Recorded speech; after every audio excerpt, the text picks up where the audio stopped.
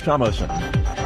There's word this morning of some progress in U.S.-Iran talks aimed ultimately at ending the war. U.S.-Iranian negotiators have reached what appears to be a tentative deal on extending this ceasefire by 60 days.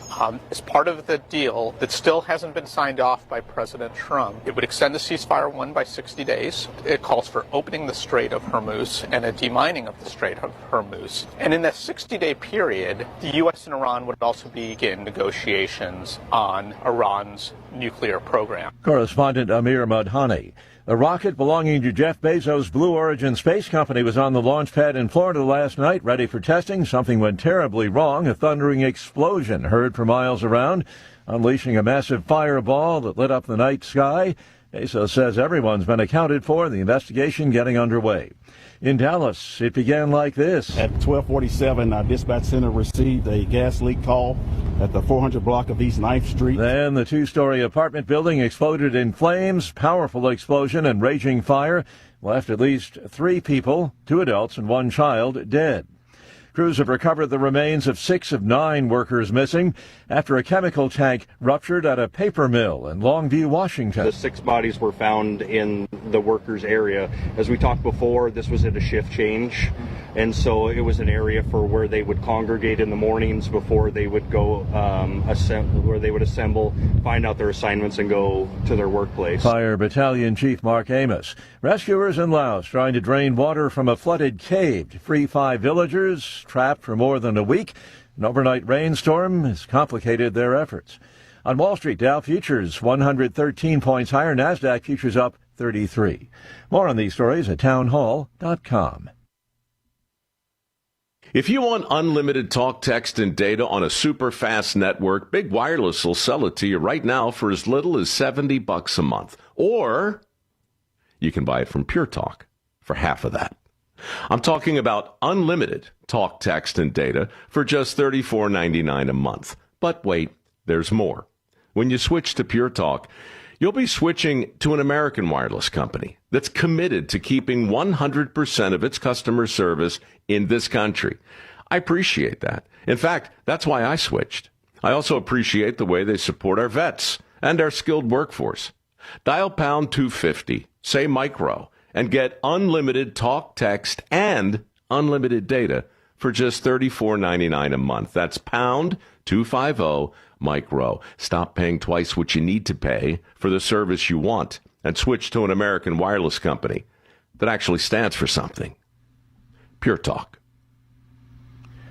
As Russia's war in Ukraine rages on, Ukrainian President Volodymyr Zelensky has said he has pushed the U.S. to send Ukraine more Patriot air defense missiles to counter Russian attacks. In a video address, he said he sent a letter to President Donald Trump and Congress earlier this week, but hasn't received a reply. Zelensky also said Thursday during a visit to Sweden that Ukraine has plans to buy 20 Gripen fighter jets and receive 16 older models as a donation. Ukrainian drones are also playing a crucial role in limiting Russian advances by targeting supply routes and frontline positions. I'm Karen Shemas. Romanian authorities say a Russian drone, part of an overnight attack on Ukraine, crashed into an apartment building in eastern Romania.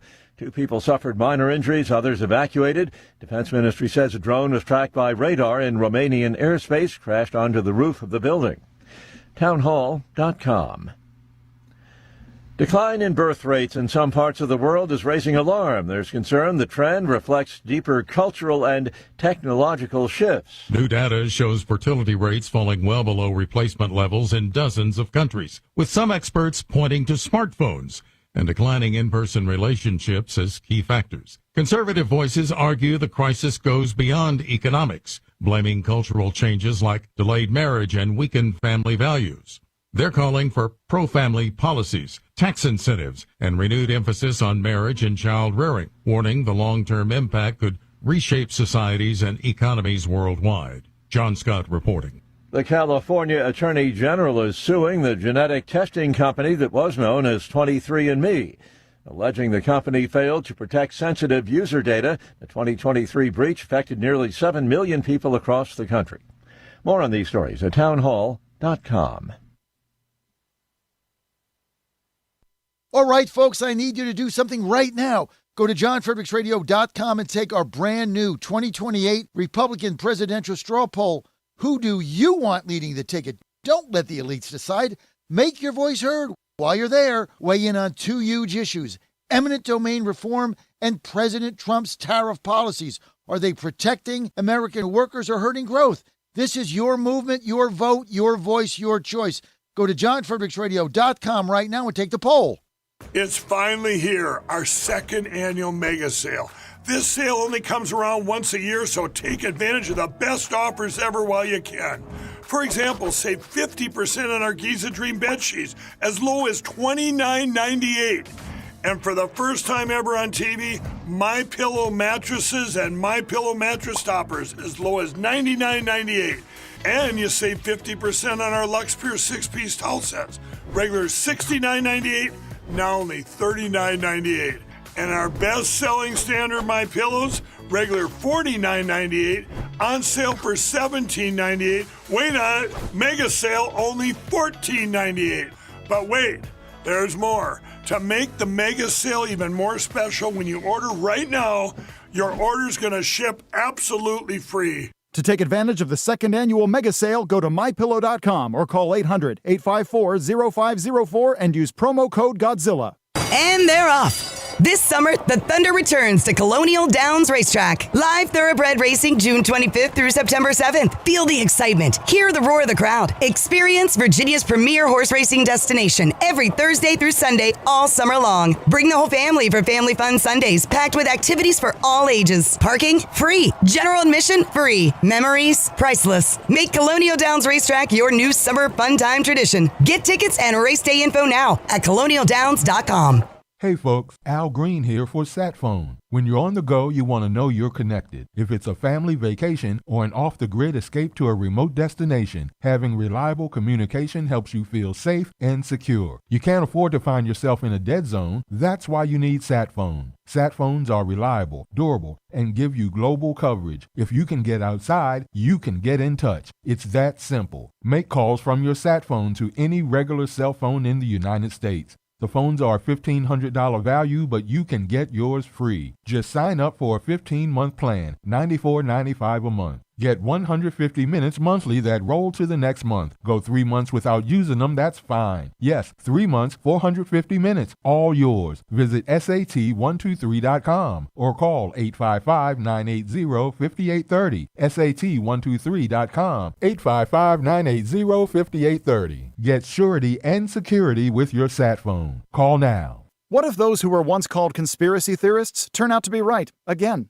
A new study by Korean doctors claimed that COVID vaccines raise the risk of 6 cancers, including lung, breast, and prostate. Researchers analyzed health records from more than 8.4 million adults between 2021 and 2023, and their findings were published in Biomarker Research, a respected scientific journal. Critics dismiss it, but the data raises concern that spike protein exposure may be tied to long-term health risks. And Dr. Peter McCullough has been aware of this since 2020, which is why he collaborated with the wellness company to create Ultimate Spike Detox, designed to help your body clear spike proteins, reduce inflammation, and support heart health. With natural ingredients like nattokinase, dandelion root, and bromelain, it is your daily proactive defense from a man-made virus. Don't wait until symptoms strike or something unexpected happens. Experience the only formula approved and used by Dr. McCullough, one of the top doctors who risked it all. Go to twc.health/Godzilla. That's twc.health/Godzilla and use promo code Godzilla to get 10% off plus free shipping.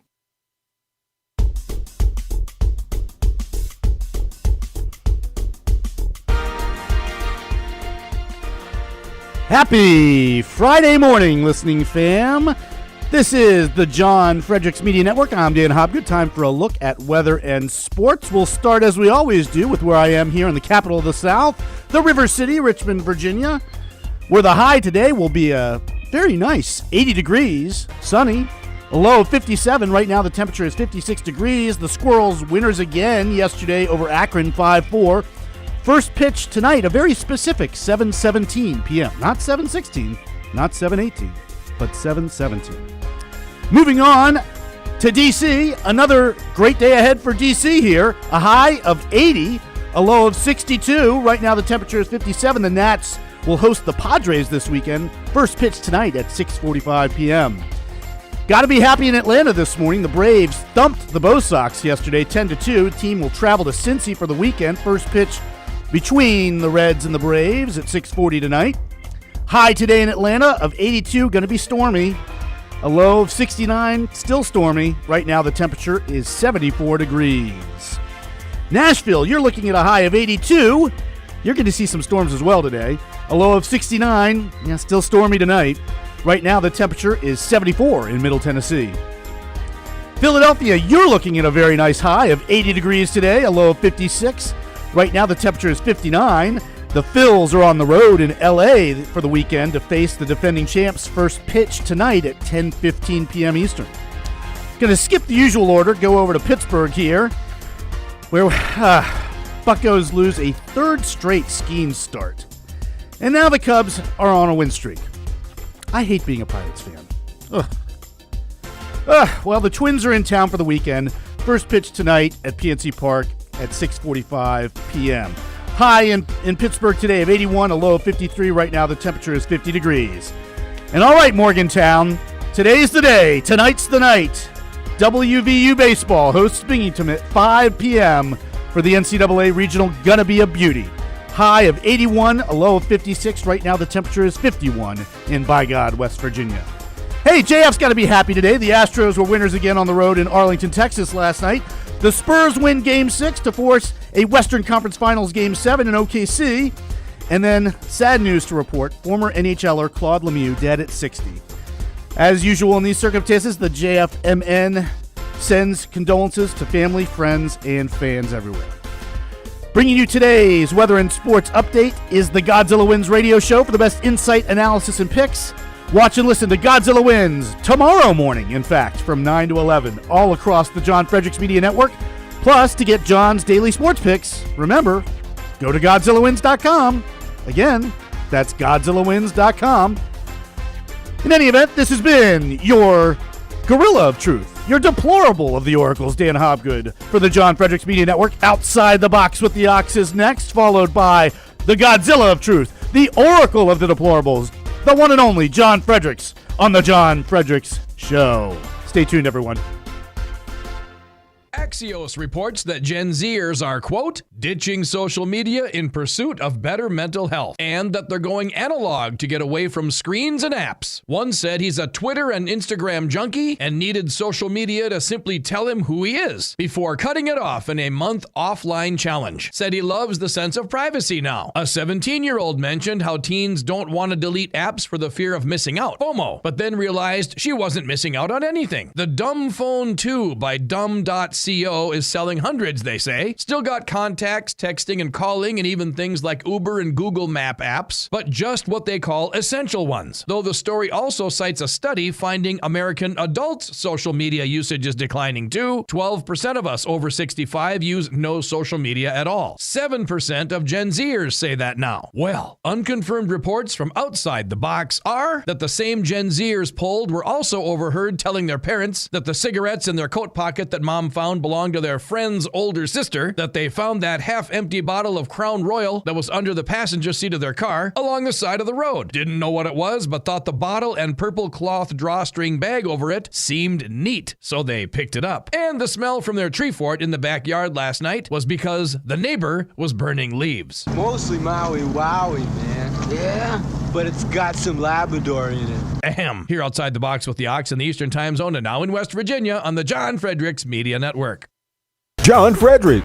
It is the most egregious thing I've seen in a lifetime. President Trump. The whole thing is ridiculous. When politics start getting wild. They want to have every single thing that you don't want. Raise taxes, men and women's sports. They're going to open up their border. Trump hits the speed dial. Thank you for calling in on such short notice. You came first, John. Wake up with the John Fredericks Show weekday morning, 6 Eastern, 5 Central on JFMN.TV, the massive J-Fred radio network, and all across the socials. You came first, John. Thank you very much, and you do a great job.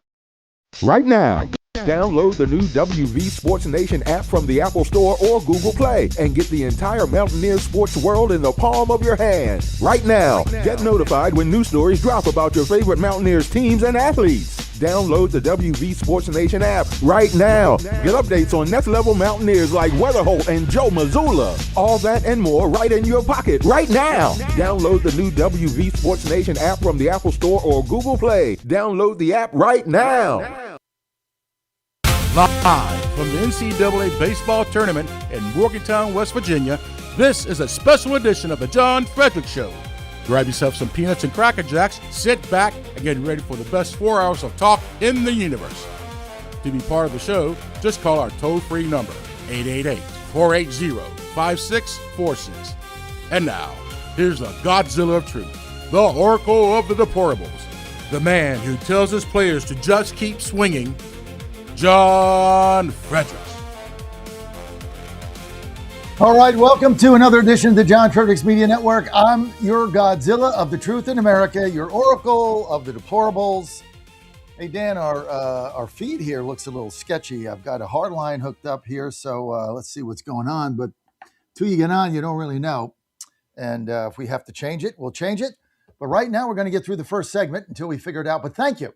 I'm coming to you live in Morgantown, West Virginia. Today, the home of the Morgantown Regional NCAA baseball tournament. And says, looks great on our end. Okay, good. Well, I seem a little sketchy, like not exactly the way it should be. But we'll try to figure that out a little bit later. But in the meantime, we're in Morgantown, the regional set for today. 4 teams in the regionals. And West Virginia is the 16th seed in Morgantown. The place is absolutely hopping on fire. It's the hugest thing that's happened here in 30 years. It's absolutely phenomenal as far as I can tell. But there's 4 teams here. We're staying at the Marriott Courtyard. 2 of the teams are there, Binghamton and Wake Forest and Kentucky are there. I'm sorry. There's 4 teams in the regional. The West Virginia Mountaineers, Kentucky Wildcats from the SEC. Wake Forest is the Deacons are here. They are from, of course, Wake Forest in the ACC. And Binghamton, New York, who won their conference, they're here. They're the weakest entrant. And WVU squares off against them today at 5 o'clock. Now, we're going to be bringing you all the action. Of course, all the games broadcast across the John Fredericks Media, West Virginia, Pittsburgh, and Philadelphia network. Those games will be carried through those 3 affiliates. And you don't want to miss those. It's going to be a lot of fun. Our pregame show will be from our West Virginia Mountaineers bus. That's right. It's not the Trump bus today. It's the WV Mountaineers bus, and that's going to be in Morgantown, right across the street from the stadium. So you happen to be there and you want to come and check us out. Our pregame show today, 3 p.m., first pitch, 5 p.m., first game today in the regionals in Morgantown at Kendrick Family Ballpark is going to be at, I think, 12 o'clock, and that is Kentucky and Wake Forest. So this is a double elimination. You got to lose 2 to be out. The loser of the first game today will play the loser of the West Virginia game tomorrow, and then that will be an elimination game. You go from there. Hopefully the Mountaineers wrap this up by Sunday, and then they're going to have to fly, and I'm just conjecturing here, UCLA, best team in college baseball, number 1. They're the number 1 ranked seed. And if the Mountaineers do get out of this tournament and the UCLA Bruins survive their tournament, which is very likely because they're that good, then they will have to fly to Los Angeles and play the UCLA Bruins in a best 2 out of 3, which is a tough scenario. That's the toughest team in baseball, in college baseball. They're basically a minor league team, probably one of the best rosters ever put together at the D1 college Power 4. Was Power 5, now Power 4 level. So we'll see what happens there. But hey, the first thing you got to do is get there, right? If you don't get there, you're not there. So that's the first thing you got to do is get there. But all the action, and we're going to be live on the WVU Sports Nation bus right outside the stadium. Pregame show, 3 p.m. Now, this will only be aired on the radio in West Virginia, Philadelphia, and Pittsburgh. But, of course, it'll be on all our streaming apps as it normally is. So Getter Live, Instagram Live, whatever we're on, YouTube Live, Facebook Live, all there. It's all live there, whatever our normal streamings are. Roku TV, Fire Stick, that'll be live as well. But it will not be on the radio in Nashville, Atlanta, or Virginia. So you'd have to tune into the app, and you would have to tune into the WV Torch app. So you can do that, or just go to jffm.com TV. But if you do want just audio, then best thing to do is go to download WV The Torch. That's WV The Torch. Download that app, and you're going to get the games and the pregame show right there. In the meantime, let's get to what really matters here in the news, which is no matter what you think of Donald J. Trump, doesn't really matter to me. I don't really care what you think of him. I deal in facts. This negotiation that he's doing with the Iranians, he said he wouldn't make the snap decision. He's right about it. They're being very diligent in their diplomacy, but diplomacy is ruling. I mean, that is the number one thing. They want diplomacy and it rules. So right now, we understand that according to the Washington Post, there is a deal on the table that the Iranians, we understand, have accepted in a memorandum, memorandum of understanding. And in that, we understand, it's again, this is all conjecture because the Iranians lie and everybody lies. Until we see it, we don't know what it is. But reporting by the Treasury Secretary, Scott Bessent, has said that in this deal, it appears that they have agreed to open up the straits immediately. That would be number one. There's a framework with us to extract their uranium over time. And then we would have, of course, stopped the embargo that we have and lift the sanctions. And, of course, stop the bombing. So this deal, now we've had these deals, folks, before. So this is not imminent because we've had false alarms before. And until the president signs it, the Iranian, who's ever in charge there, we have no earthly idea who's in charge. And, of course, that's the other problem. Person who thinks he's in charge can sign it, and then the person who thinks they're in charge can tear it up the next hour. So you just don't know. So you got to be ready.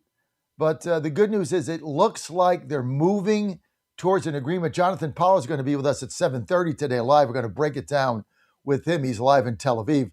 So we're going to get that from him, plus your calls, 888-480-JOHN, 888-480-5646. Again, 888-480-5646. And you're going to be good to go. If you want to text us, I haven't given this text number out in a while.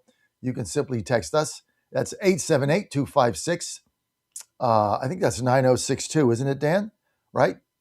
878-256-9062. That's our text line. Yep, that's right. Yep, 878-256-9062. And, of course, you can always call in 888-480-5646, 888-480-5646.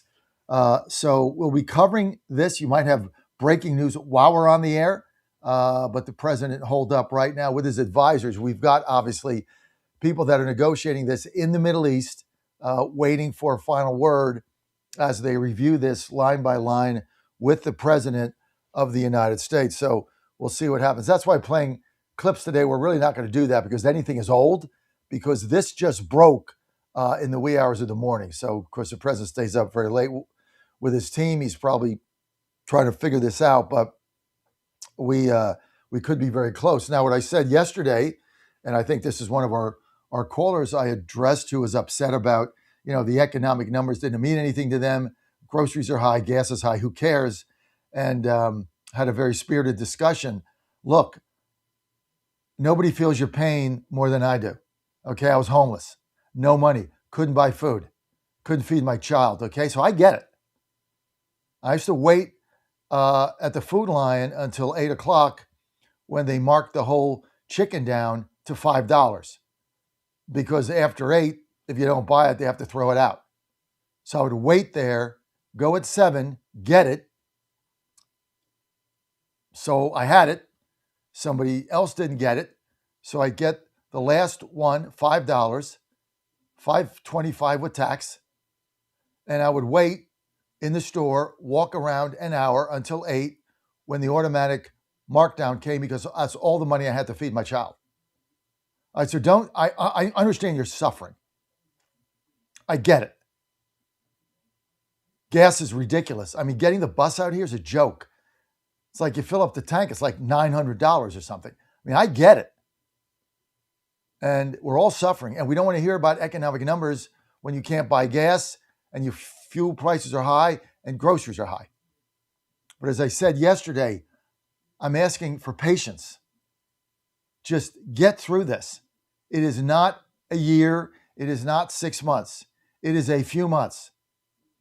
And the pillars, the cornerstone, the bedrock, the foundation of this economy has been laid by the Trump administration in a way that I've never seen it.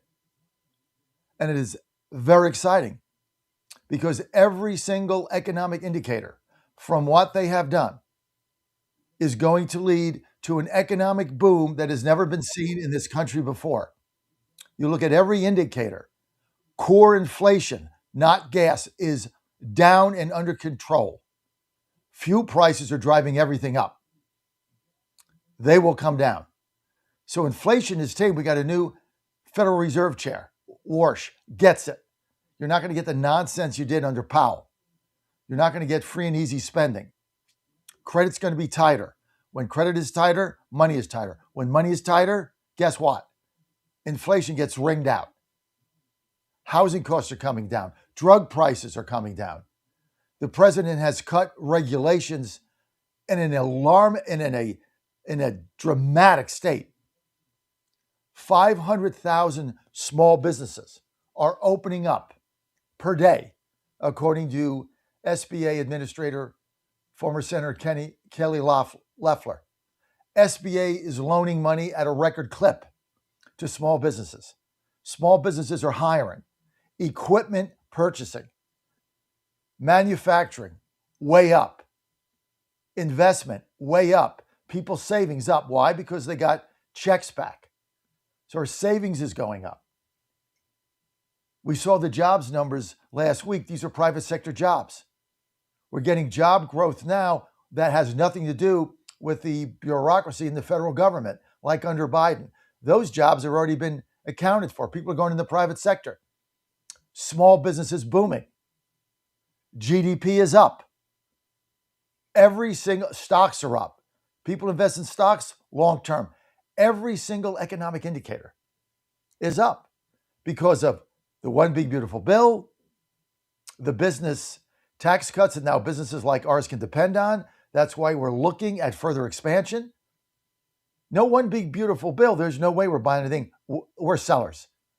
You can't do it. But now you buy something, 100% is deductible. There's a lot of things going on in this economy. You're not seeing it because you go to the store and prices are up. You go to fill up your tank and you're broke. And you go to buy, you go to get something on TV and Netflix is raising prices. I just got a thing from, DirecTV? I don't even know I have that. There's got to be a reason. Because I've got Roku, apps, all the apps, and Netflix, Amazon Prime, I got all that stuff, MLB ticket. I don't even know why I have it. I get a thing in the mail. Oh, you're going to get a $13 a month increase. I'm thinking to myself, for what? Like, do I need it for NFL ticket to watch my Titans lose? No. Okay. What do I need it for? Fox News? I mean, is that what I need it for? I mean, these are the things that everybody's looking at now. I mean, we went to rent a movie the other day. It was normally, you rent movies $2.99. I don't know what it was. Amazon, Netflix. I have no idea. Joe was there. They wanted to see something. So they wanted to rent a movie, $7.99. I'm like, can't we just download this off the internet? No, it didn't come out. It's not long enough. I don't know. Like $8, whatever. He's like, hey, you could go to the movies, Dad. It's $50. It's like, good point, Joe. So it's all there. 888-480-JOHN. You want to weigh in? 888-480-5646. John Fredericks live from Morgantown. Now, if we can get this war solved over the weekend, which could be imminent, but, don't hold your breath. But it could be imminent. And so we're excited about it. And if we can get this done, it's not going to be 1 month and gas prices are down. Now, why am I telling you they're going to go down more than ever? Because during this crisis, what have we done? We have dramatically increased energy production in the United States because we've had to. So that has been dramatically increased. Drill, baby, drill. So we're producing more energy, more gas than ever. more oil than ever being produced right here in the United States. We're now feeling it because of the straits being closed, which is affecting the global market. Well, once that's open and those come down, then there's a glut. You went from a shortage to a glut in a nanosecond. Then when the glut comes, prices drop further. I mean, this is the way economics works. And everything that we've built is there. You look at the number of new factories going up in the United States because of Trump's tariffs. Astronomical number. All these factories are jobs. All these factories need energy. All these factories need pipelines. Somebody's got to build a pipeline. I mean, this goes on and on and on. This Trump economy is going to go down in history in the next 2 years as the most unbelievable United States economic miracle ever, and you're going to be right in the middle of it, taking advantage of it. And this is why we're going to win in 26 and we're going to win in 28. And once we win in 28 and we get the census and we get another 20 seats, and then in 2008, we're going to get probably another 10, you're going to get 30 Republican seats that they'll never get back. Then we're going to have a Republican House forever, in your lifetime, in your kid's lifetime.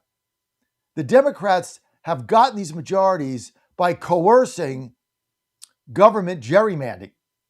This is what they've done. Taken advantage of Title II in the VRA, the Voting Rights Act, right? Creating these ridiculous districts, racial districts.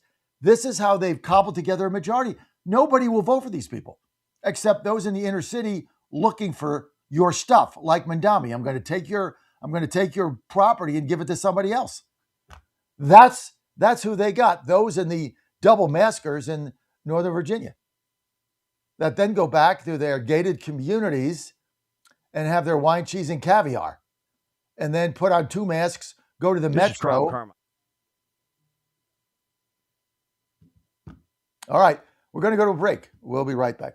Taking Solti almost out of desperation with little hope because I was resigned to the futility that although I was up to taking 2 statins a day, high cholesterol was something I just had to learn to live with. In fact, when I turned 60, after taking a stress cardio test, my doctor called me on a Saturday, which of course is never a good sign, and told me that I was clogged more than 95% of the people my age. I had an angioplasty and a stent procedure done at that time. Today, my stubborn triglycerides are only 1/3 of what they had been before starting taking Solti. My prescription statin dosage has shrunk from 60 milligrams to only 10 milligrams a day. My primary care doctor that I have had for many years still can't believe the results, and neither can I. Thank you, Solti, for providing such a wonderful product. And folks, I want to invite you to take care of your heart also by going to GodzillaHeart.com. That's GodzillaHeart.com. Use the code Godzilla at checkout, and you'll get a 50% discount on your initial shipment. Thanks so much.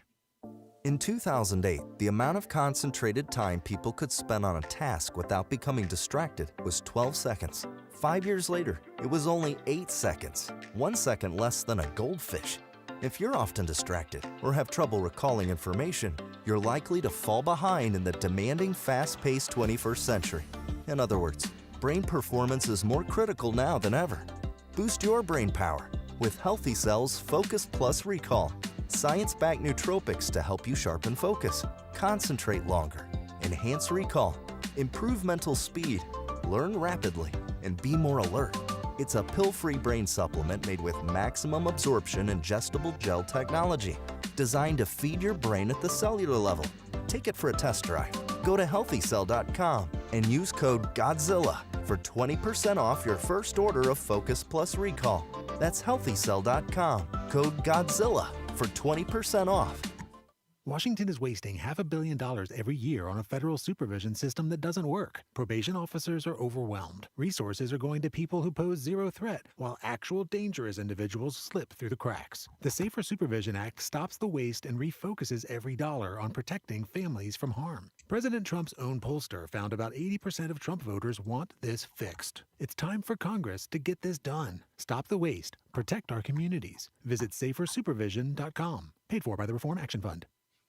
Tired of fumbling for your phone, wallet, or keys? Don't put it in your pants, put it in your pocket. Meet T-Pocket, the practical tees, the shirt that keeps it all in reach. Designed in the USA, assembled in the South, these tees feature smart built-in pockets for easy access. Long sleeve, short sleeve, available in most colors, with your favorite teams and logos to come later. Shop the full lineup now at tpocket.net.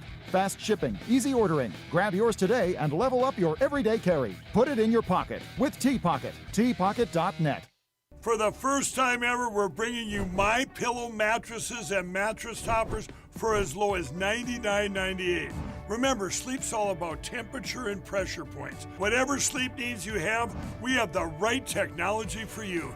Like our My Pillow mattress topper, our queen size has over 10,000 individual comfort supports to help relieve your pressure points. And how about our 3-inch Hybrid Plus mattress topper?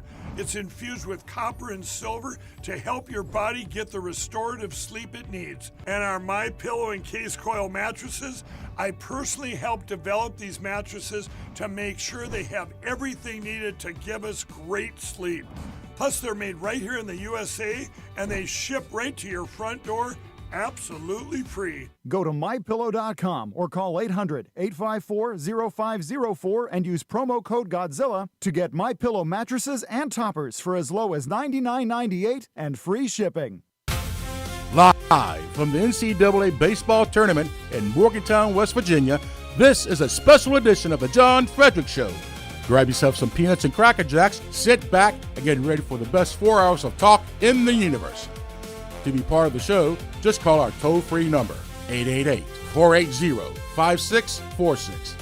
And now, here's the Godzilla of Truth, the Oracle of the Deplorables, the man who tells his players to just keep swinging, John Fredericks. Sometimes in life, you have to put the numbers aside and ignore the odds. You have to make the tough choice.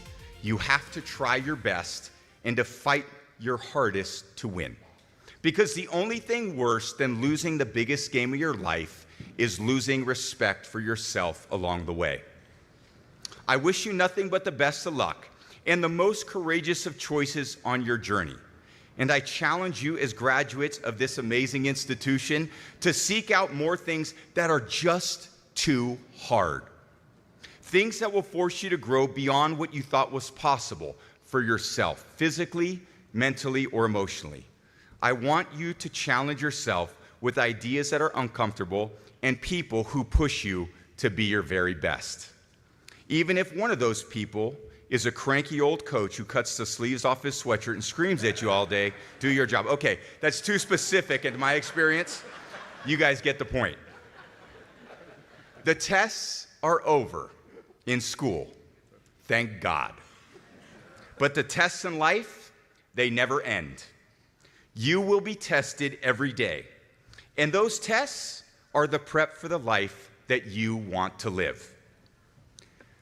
My story can become your story, but yours will be unique, written by you. Remember this, testing your greatness always comes in the form of a contest, where preparation meets opportunity, and the winner is the one who just won't quit.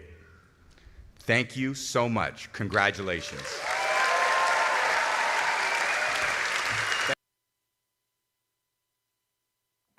All right, you're back. John Fredericks, TGIF, live in Morgantown, Virginia. This place is hopping. Biggest thing that's happened here in 30 years. I've never seen so many people. Every hotel's sold out. You can't get a hotel within 50 miles. Luckily, we booked ours as soon as this thing got announced. And we're going to be there on the bus. Don't forget, special show today, 3 o'clock until first pitch, 3 to 4:45. So we'll be on over an hour and a half, talking about all the regionals, all college baseball, everything you want to know. Big pregame show, inside pitch, all the inside stuff. Matthew Lumsden and I, plus our new writer, is going to be with us as well. Quinn Roby, who does the games for the college team on the college radio. So we're looking forward to him, plus many, many others. So plus we'll be taking your calls. There'll be a different number to call in. I'll announce that when we're on the show. Likely it's going to be the text line, 878. Yeah, let's just do that then. 878-256-9062 if you want to weigh in during that. But right now, 888-480-JOHN. We'd love to hear from you, as always. I tell you what, traveling around here, got to go to the mountains. Guess what I got? I got my sat phone right here. These are free. Try to buy it, $1,500. I got mine for free. Just got to pull up the antenna, turn it on, point it to the sky. Doesn't matter where I am. I'm good. I got my sat phone. I got my portable Starlink right there in case something goes down. You put it right outside the door. This thing is unbelievable. I mean, get with the program, right? Sat's where it's going. Right? All this stuff we're getting, cell towers and all this, it's all going away. Everything is going to be satellite. And, I'm paying for this like internet service at my house. So I hook up my Starlink. I put it outside the window. It's got a long wire. Just put it right outside the window. I got a ledge. And it's like, great. I got better download speeds than anything. And I'm saying to myself, why am I paying? I don't know what I pay for. What's ever there? Xfinity or something? Like, why am I paying for that when I get everything for $59? And it just goes right out the window. Like, and it's weatherproof. Like, why wouldn't I do this? Greatest thing ever. Go to sat123.com. Sat123.com. Free sat phone. Always be connected. I'm always going to be connected with my loved ones. I'm always going to be in touch with my family. They can always get in touch with me because I got my sat phone. I got my portable Starlink. Why? Because it's the future. Don't be afraid of the future.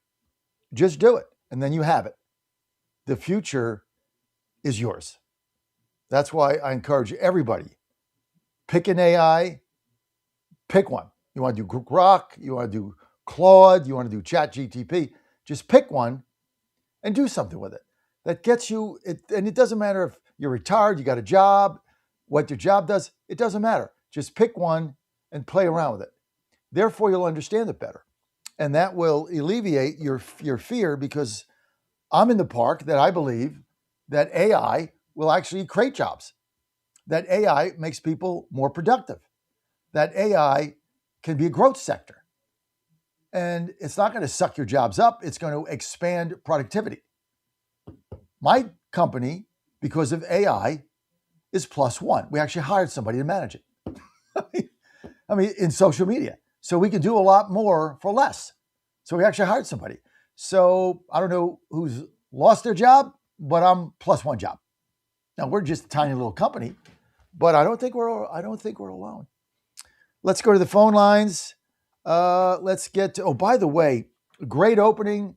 You and Papish, Dan, open up your mic. That's a great opening. Oh, thanks so much, Jeff. Yeah, we decided to put something together here for today's show, and we'll have something similar for this afternoon for the pregame show. So, roughly the same, but a couple minor differences. But yeah, so. And guess who never asked you to do that? That would be you. we just did this. It's called initiative. It's called leadership. Yeah. It's called, hey, I'm the executive producer. My name is Dan Hobgood.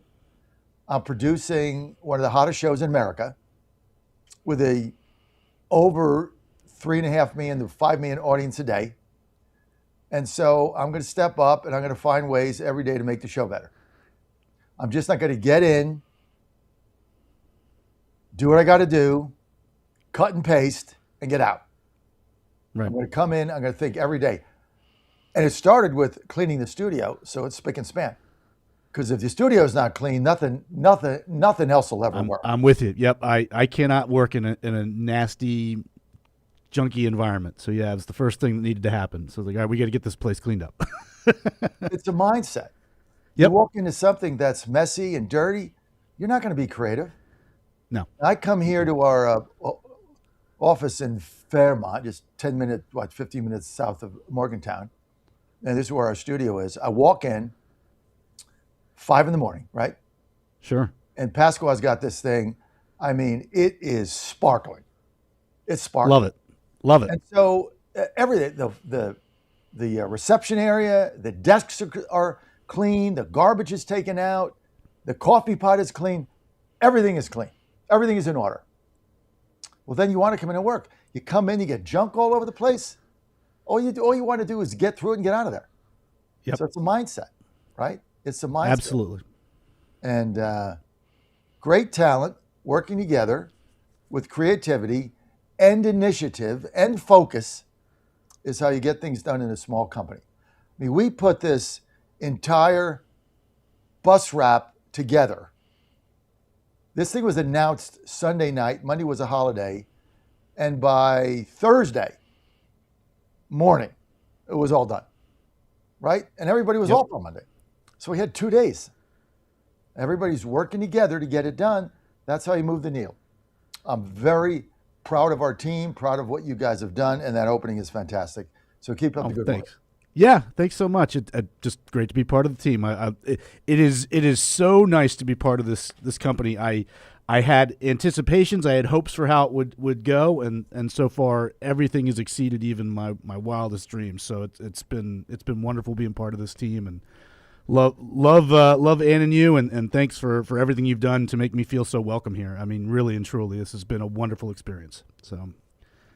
Well, it's easy to do because you're a talented guy. We're just happy to have you. Okay, let's get to the phony lines. What do we got? Rob in New York? That's right, Rob in New York. Well, Rob, here's what Mandami's doing, Rob. Okay, so we understand it. So he says, you know, if I define you as a bad landlord, I'm going to confiscate your property, and we're just going to take it and turn it over to a non-profit. And I've got the apparatus to do that because I've put my communist comrades, in all the bureaucracy for land and buildings. So the building, I've got all my communists there, and so we're going to take it over. So here's basically what he does. So they have very strict rent control. So you can't raise rents. So if you own an apartment building, you're not getting enough money to upkeep it. You're losing money. So somebody says, hey, I've got problems in my apartment, number 6B. And maintenance goes in, and to fix these problems is $20,000. Well, their rent is $2,000 a month under market value. So if they spend the $20,000 fixing it up, well, they can't ever get that money back, ever. And so you say, well, their property's devalued. Yeah, but there's still a cash flow issue. So the landlord doesn't do it at 100%. The tenants are unhappy. They complain about the landlord. But meantime, rent control and what they can do and all the regulations are causing them to lose money. So they're not putting anything in the property because it's a money loser, right? You're not going to spend money to lose money. Like, no business person will do that over an extended period of time. So they don't do the upkeep. And then Mandami says, well, you didn't spend the money to lose money, even though I'm controlling everything you do. Now you're deemed as a bad landlord, and I'm going to simply confiscate your property and give it to a non-profit. Because, see, they don't care about profits. They'll just get government money and fix it up. And if I need money, I call 1-800-Kathy Hochul. Because without me, she's dead in the water. She can't win. So I hold all the cards. I got the army. I got my flash mob. I'm on TV. Everybody loves me because I'm taking from people that have produced, and I'm giving it to people who don't. And so I get their votes. And I figured that out. Rob, go ahead. Well, good morning, John. I mean, that's a great explanation of how messed up the rent control is, and these commies trying to make it worse. But it's even worse than what you just described, because the way I'm reading it is all they have to do is get the tenants and others to start staging protests and complaints, and they'll just redefine the list of what are violations. You're going to take these landlords and make it impossible for them, even if they had the money and wanted to fix the building or the unit, depending upon what the issue is. Meanwhile, this is what's the whole hypocrisy or irony, depending upon how you want to look at it, is New York City runs an agency called NYCHA, New York City Housing Authority. It is the worst slumlord in New York City. It takes over 400 days in some cases to fix an elevator. So you got elderly people living in these housing projects who can't get up to their apartment, or maybe only one elevator works when there's a bank of three of them. Nothing's going to happen to them because that's city-owned property. Now you want to take private property and turn it over to these land trusts or whatever the heck he's calling it, or these nonprofits. This is insane. This is literally confiscating private property. And most people are like, oh, well. No, it's not, oh, well. You're writing a blueprint. You talk about this all the time. He's building an army for across the country. So today it's being proposed in New York City. Next it's Seattle. And it's coming to a city near you. It's unbelievable. Or this is why we play this every day. There's a communist movement in this country led by Zubran Mandami in New York City, a very popular guy, and it's a communist uprising. And he's got followers. And he's got an approval rating. And the more he takes, the higher his approval rating goes. The more he takes from those that produce. And eventually you get to Atlas Shrugged. I mean, this is exactly what is happening here. And he's doing it with a smile. And if you notice, everything he does, press conference, backdrop. Not a press conference from Gracie Mansion or the mayor's office. No, backdrop, signs, people waving and screaming. This is a press conference. Here's what I'm going to do. Backdrop, 50 people waving signs, all picked out, right? All, for their color of the skin, for their gender or non-gender or whatever they are, purple hair, all picked out behind him with signs. The campaign was over a year ago. Now he's governing. It doesn't matter. Campaign never stops because he's got a communist movement that he needs to feed in its insatiable appetite. This is what nobody is getting this. He understands social media. He goes on camera every single day. He sells his communism every day with a face on it. And every day his popularity grows because people in New York are saying, yes, take from that person and give it to me. I want to go play video games in my basement. Give me money. Okay, I'm going to take his, give it to you. Okay, you got my vote. Rob, that's what's happening in your city. You warned about this a while ago and said, don't make fun of this guy. This guy's not stupid. I wish we had people on the Republican side that understood. I mean, the closest we have to this is probably that Spencer Pratt guy. And he's not even like really MAGA. He's just talking common sense. But the point is about what Pratt's doing, and I keep saying this to my friends or anyone who will listen, is he harnessed that. He's making AI videos. He's not wasting money on expensive consultants who get their VIG on stupid ad buys and other stuff, which is 1980s, 1990s pre-internet stuff. He's going out there and getting that message, and he's using the social media. Mandami does the social media, and you're right, it's a never-ending data gathering operation, just like you pointed out with the tickets, discounted tickets to the World Cup.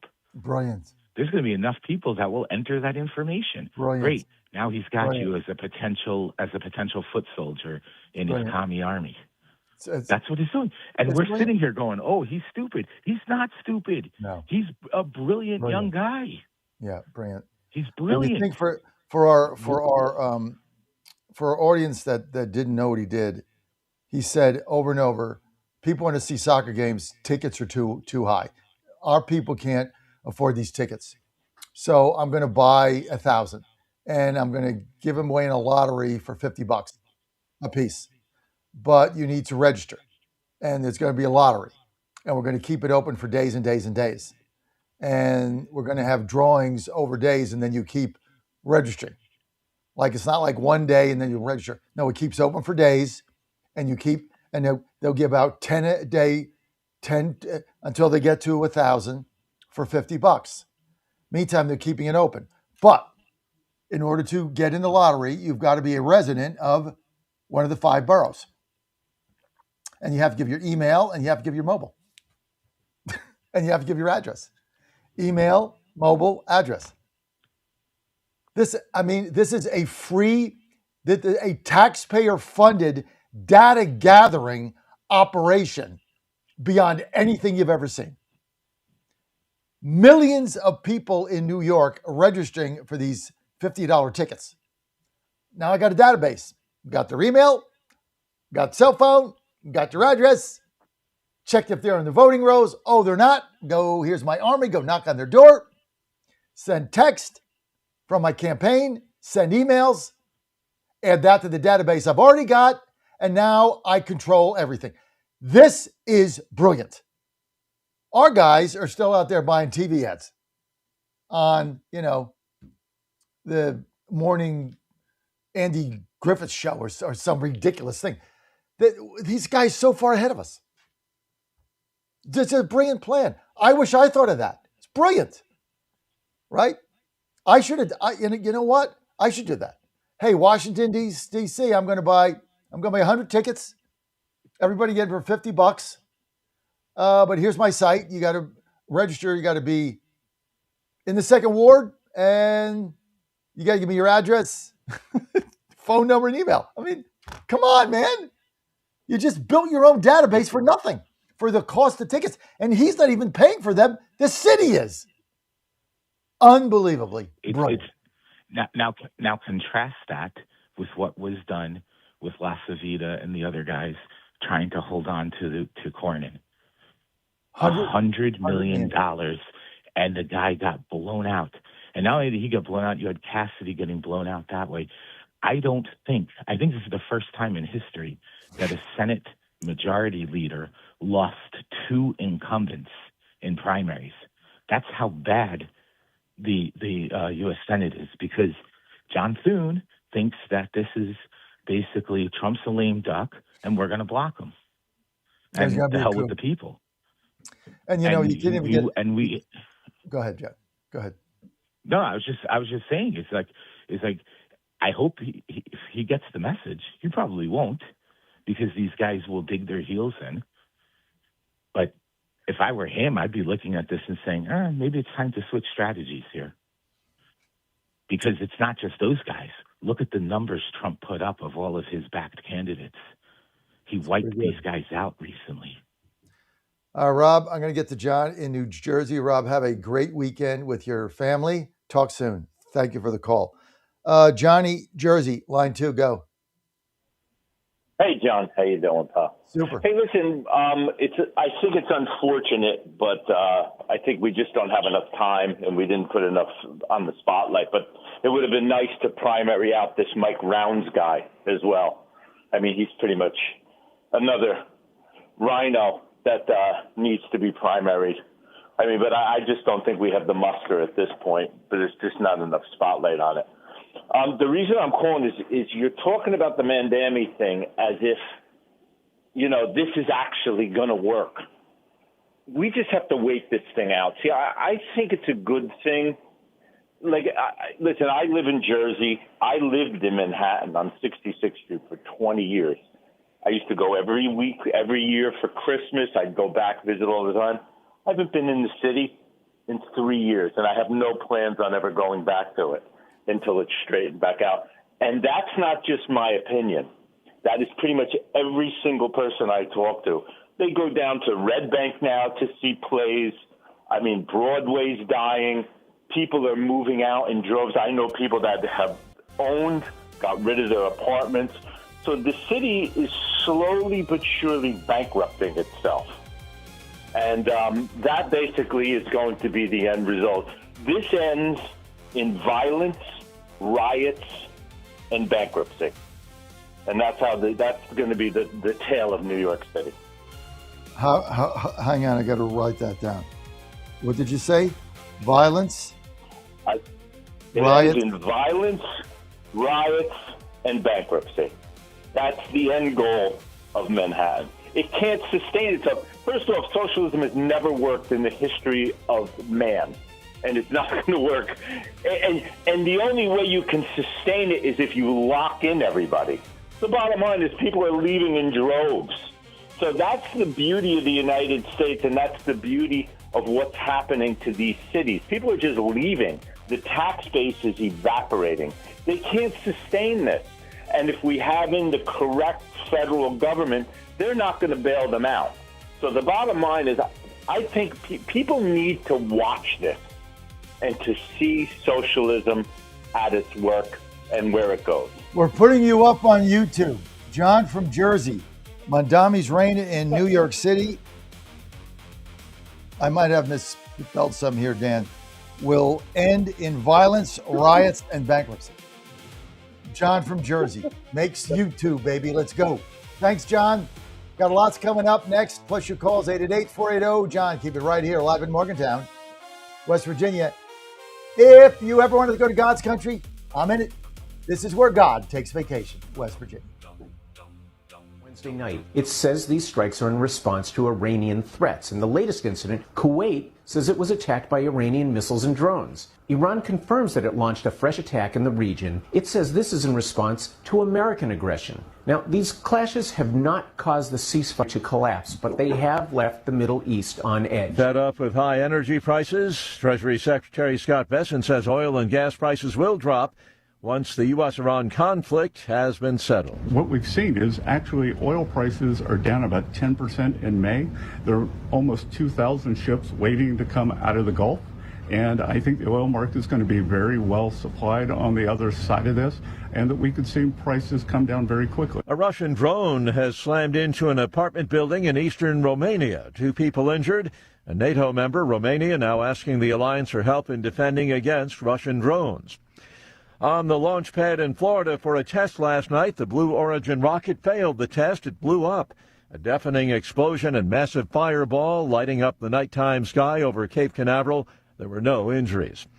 An apartment building explosion in Dallas. It killed 3 people. There had been reports of an odor of natural gas prior to the explosion. The Dow futures up 93 points. More on these stories at townhall.com.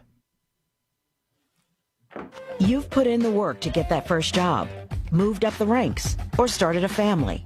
Now it's time to take your success to the next level. At University of Maryland Global Campus, we're here to help you keep that momentum going with educational programs built around real-world, in-demand career skills. We'll teach you how to apply emerging technologies like AI and data science, plus timeless skills like leadership, communication, critical thinking, and more. Affordable, accredited, and online. A UMGC education fits your life so you can keep growing while you keep going. You've succeeded before. Now succeed again. At UMGC, we believe nothing should stand in the way of your next achievement. Not doubt, not your life stage, and especially not an application fee. Just apply by June 1st and we'll waive your application fee. Learn more at umgc.edu. That's umgc.edu. Certified to operate in Virginia by Chev. Singapore's top diplomat has paid a visit to North Korea. No diplomatic breakthroughs reported. In 2018, during the height of tensions between the U.S. and North Korea, Singapore had brokered the first ever meeting between the two countries' leaders. With the communist authorities recently rebuffing all offers of new talks, Seoul had hoped that the Singaporeans might reprise their role as mediator. But returning from Pyongyang, the Foreign Minister Balakrishnan could only confirm that North Korea wasn't looking for engagement. He noted how North Korea now outright rejected reunification and said that despite its international isolation, Pyongyang appeared to have developed into a city which would fit in other parts of Asia. And that's BBC's Jay Kwan in Seoul, South Korea. Guatemala's president denies an agreement with the U.S. for anti-drug trafficking operations in Guatemala. His remarks follow a New York Times report suggesting joint strikes were planned. News and analysis, townhall.com. Hardback and used books now off limits to Texas prison inmates. The Texas Department of Criminal Justice says the policy addresses drugs found in books.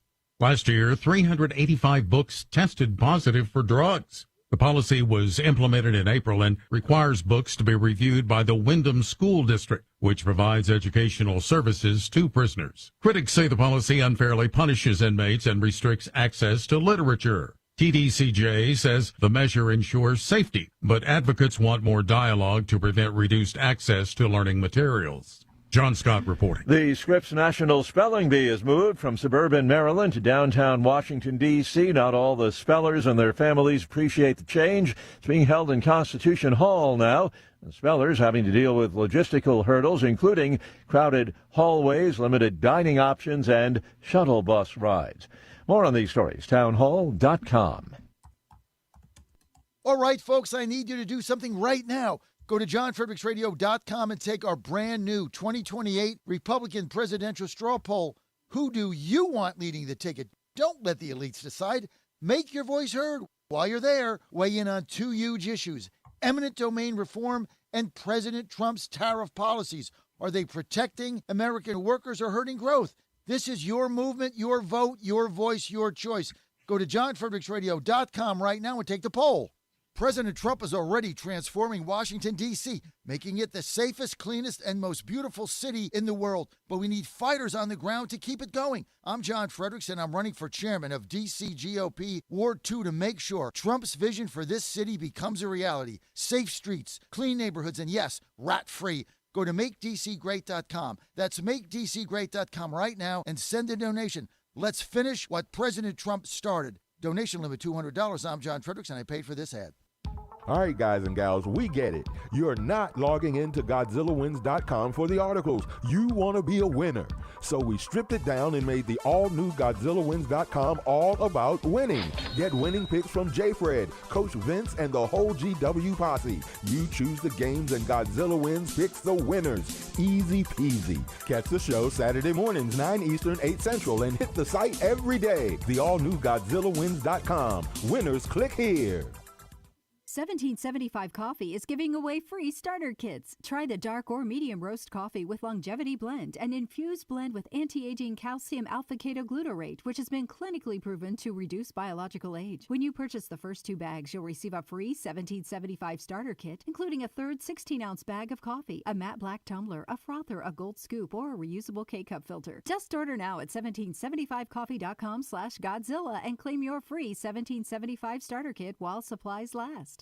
Washington is wasting $500 million every year on a federal supervision system that doesn't work. Probation officers are overwhelmed. Resources are going to people who pose zero threat, while actual dangerous individuals slip through the cracks. The Safer Supervision Act stops the waste and refocuses every dollar on protecting families from harm. President Trump's own pollster found about 80% of Trump voters want this fixed. It's time for Congress to get this done. Stop the waste. Protect our communities. Visit safersupervision.com. Paid for by the Reform Action Fund.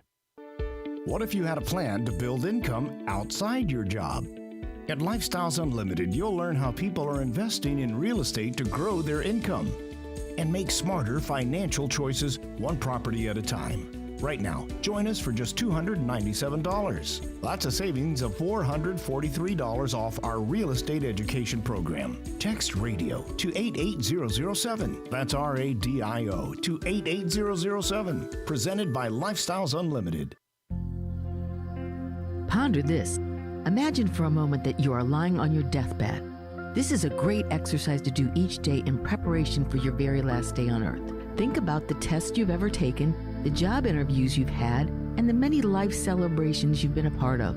In all of these cases, preparation makes for successful outcomes. The same is true for dying. We must prepare every day for the day we are to die, in case today might be our last. Make sure you are right with the Lord first and foremost. If you are a Catholic, make sure you are in the state of grace by receiving the sacrament of confession often. Next, make sure you are right with your family, friends, and all those who are in your world. Apologize to those who have offended you and mend relationships that need healing. Make each day a preparation for your last day on earth, because it just may be. I'm Susie Kelly, and I am passionately Catholic.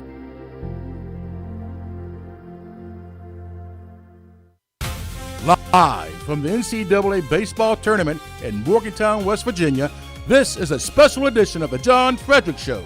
Grab yourself some peanuts and Cracker Jacks, sit back, and get ready for the best 4 hours of talk in the universe.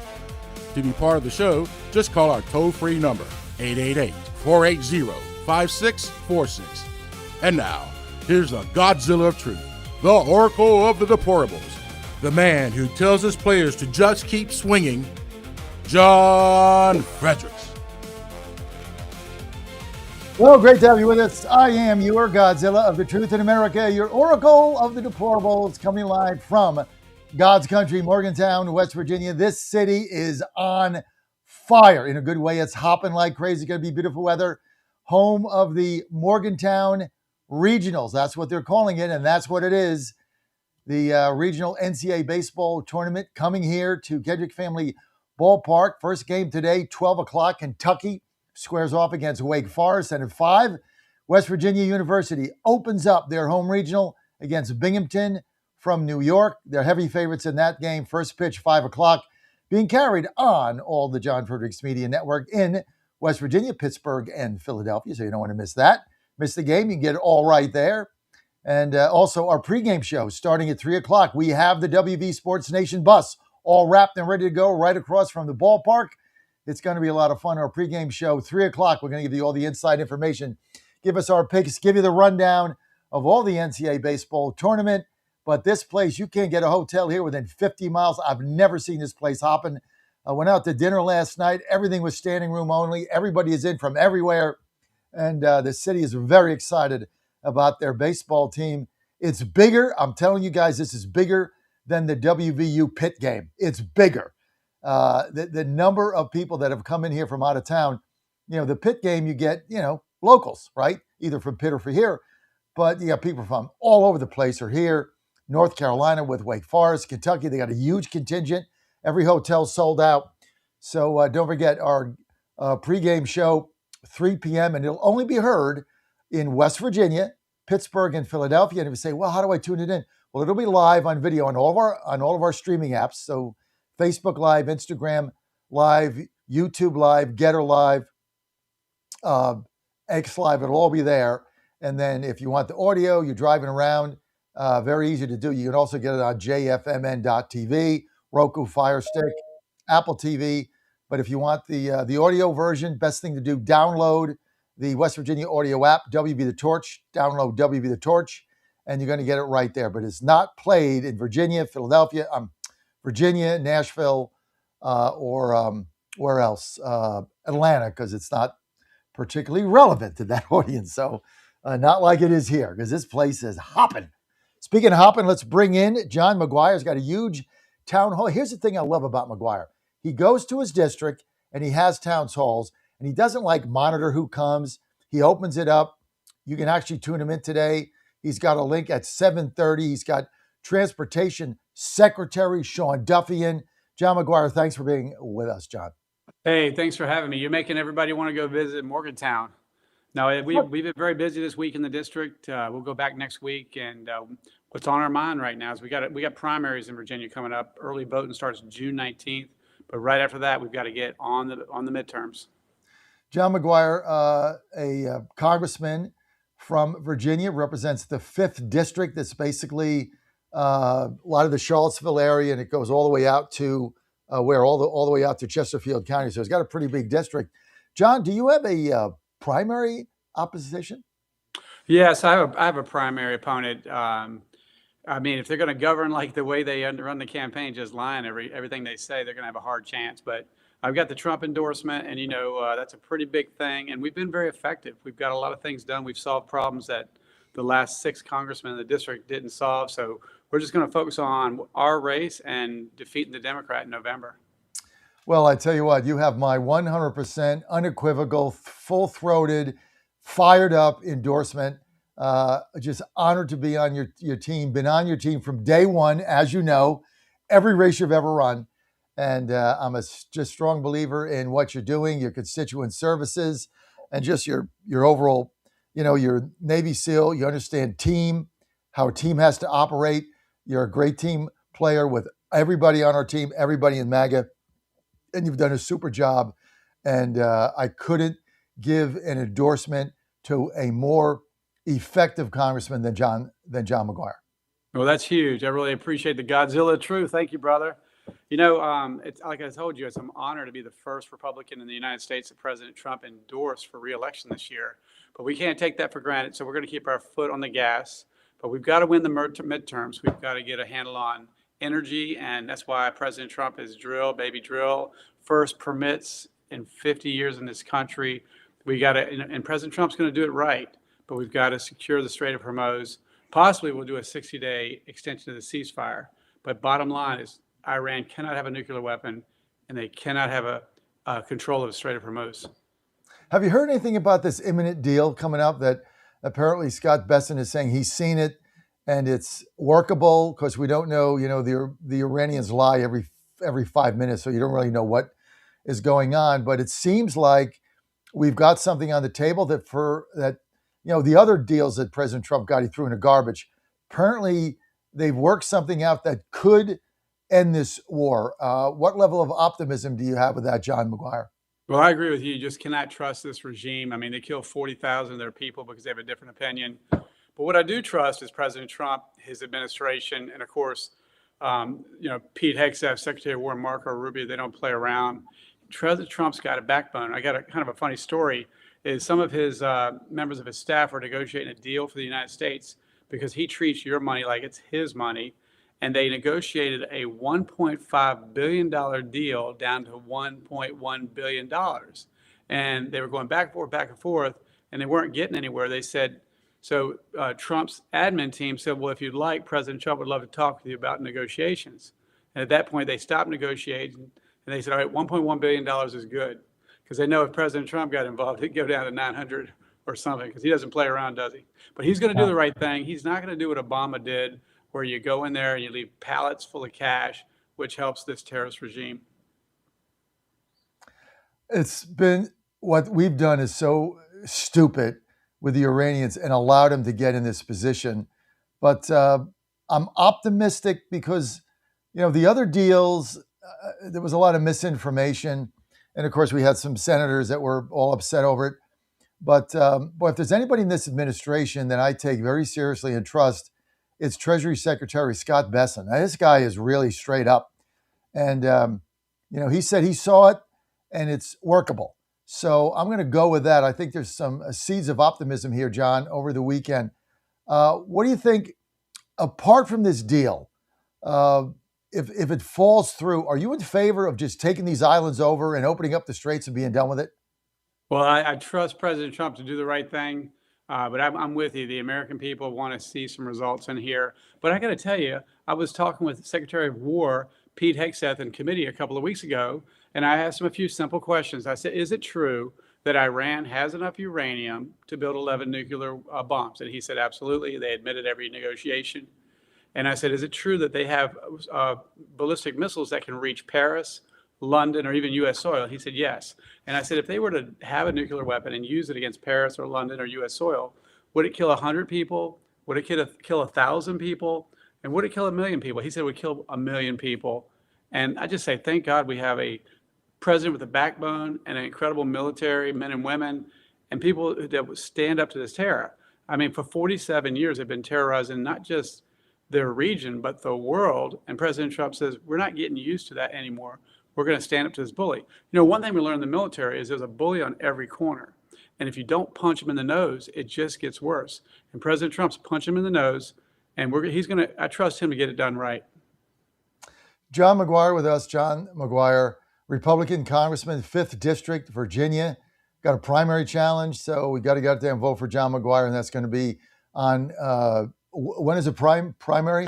So in Virginia, we have election season. It's 45 days. So the first day is June 19th, all the way to August 4th. So I'd ask people to, I know Republicans, we don't like it, but vote early. Then you've got 45 days to get your friends. Got to vote early, baby. Just get your vote banked. I mean, we are finally in the early vote game. It's taken me 6 years to get this done.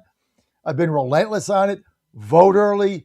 Bank your vote. Don't be worrying about algorithms and servers on Mars and drones flying. It's all nonsense. Okay, just bank your vote early so we can count on it, and then we can go after our lower propensity voters as this. Take advantage of the 45 days. You got to take advantage of it by voting early so we know what our votes are in, and then we can go from there. John, tell us about you got a big town hall today. You got Sean Duffy coming in. Tell us about that. Okay, well, actually, we had that yesterday. Oh, yeah, okay. Tell us what happened. Yeah, so Secretary Sean Duffy, he's a great American, loves President Trump. He does a great job. I guess he has a media background like yourself. You guys were really good at articulating the news. But we had a great town hall. We had business leaders, we had political leaders, and we had a ton of press. We talked about transportation issues. We talked about Iran. And we visited a local place in Lynchburg. It's Texas Inn. We had a cheesy Western. If you may remember, during Governor Glenn Youngkin's time, every time he was in Lynchburg, he went there to have lunch. So everybody, if you're in Lynchburg, check out Texas Inn and get a cheesy Western. We went to Appomattox Courthouse, where our country came together after the Civil War. We got a tour.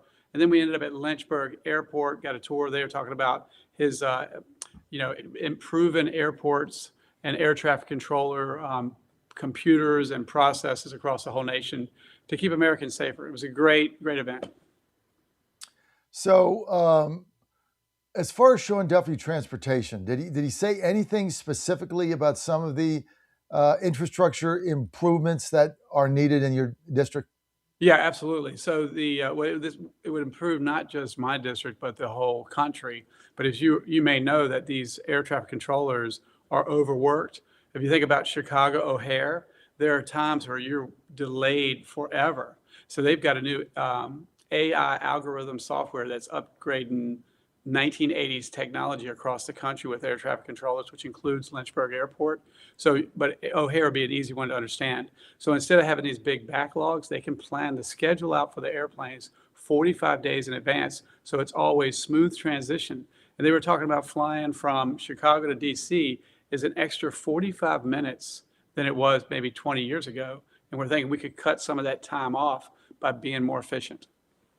Tell us about the Trump economy. I mean, we had Scott Bessent was in the White House briefing room yesterday. With the way he outlines the growth that we're having.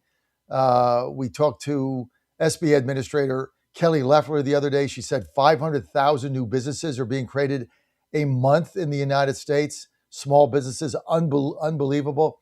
But look, it doesn't speak to the average person right now in your district or where I live. Concern about gas prices, they're hurting. Energy too high, hurting. Grocery prices too high, hurting. So all this happy talk about the economy is nice, but what about the people that are suffering right now? What is your message to them, John McGuire? Well, it's a hard message to take because you're right. People that are invested in the stock market are doing well. People that are building businesses are doing better. But the people that are living paycheck to paycheck are struggling. And so we've got to get this thing done in the Middle East, but we got to do it right. And if it takes another month or another 2 months, we got to do it right. Basically, Biden destroyed our economy. And you remember all the way back to NAFTA, 95,000 jobs or businesses, 95,000 businesses left our country. They sold our country out. As I drive around my district, I see abandoned warehouses and factories. And I ask the locals, what is that? And they say, NAFTA destroyed our local economies. But since then, in less than 2 years, President Trump has brought he's brought $18 trillion investment back into our country, $20 billion investment in Virginia's 5th congressional district. And these are high-paying jobs. And so people in Virginia's 5th district are going to be able to get jobs. It's like 7,000 of them that are going to pay a whole lot more than they would normally get. But we are drilling. We've got a big ship. We're turning it around, but it takes a while. So it's hard to say, but be patient. We got great leadership. We're going to be better in the long run. You know, that's been my message, is you just got to be patient. And patience isn't a year, and it's not 6 months. It's about 60 days. Just got to hang in there, because when you look at the building blocks of the Trump economy going into 26, 27, I mean, it's unbelievable.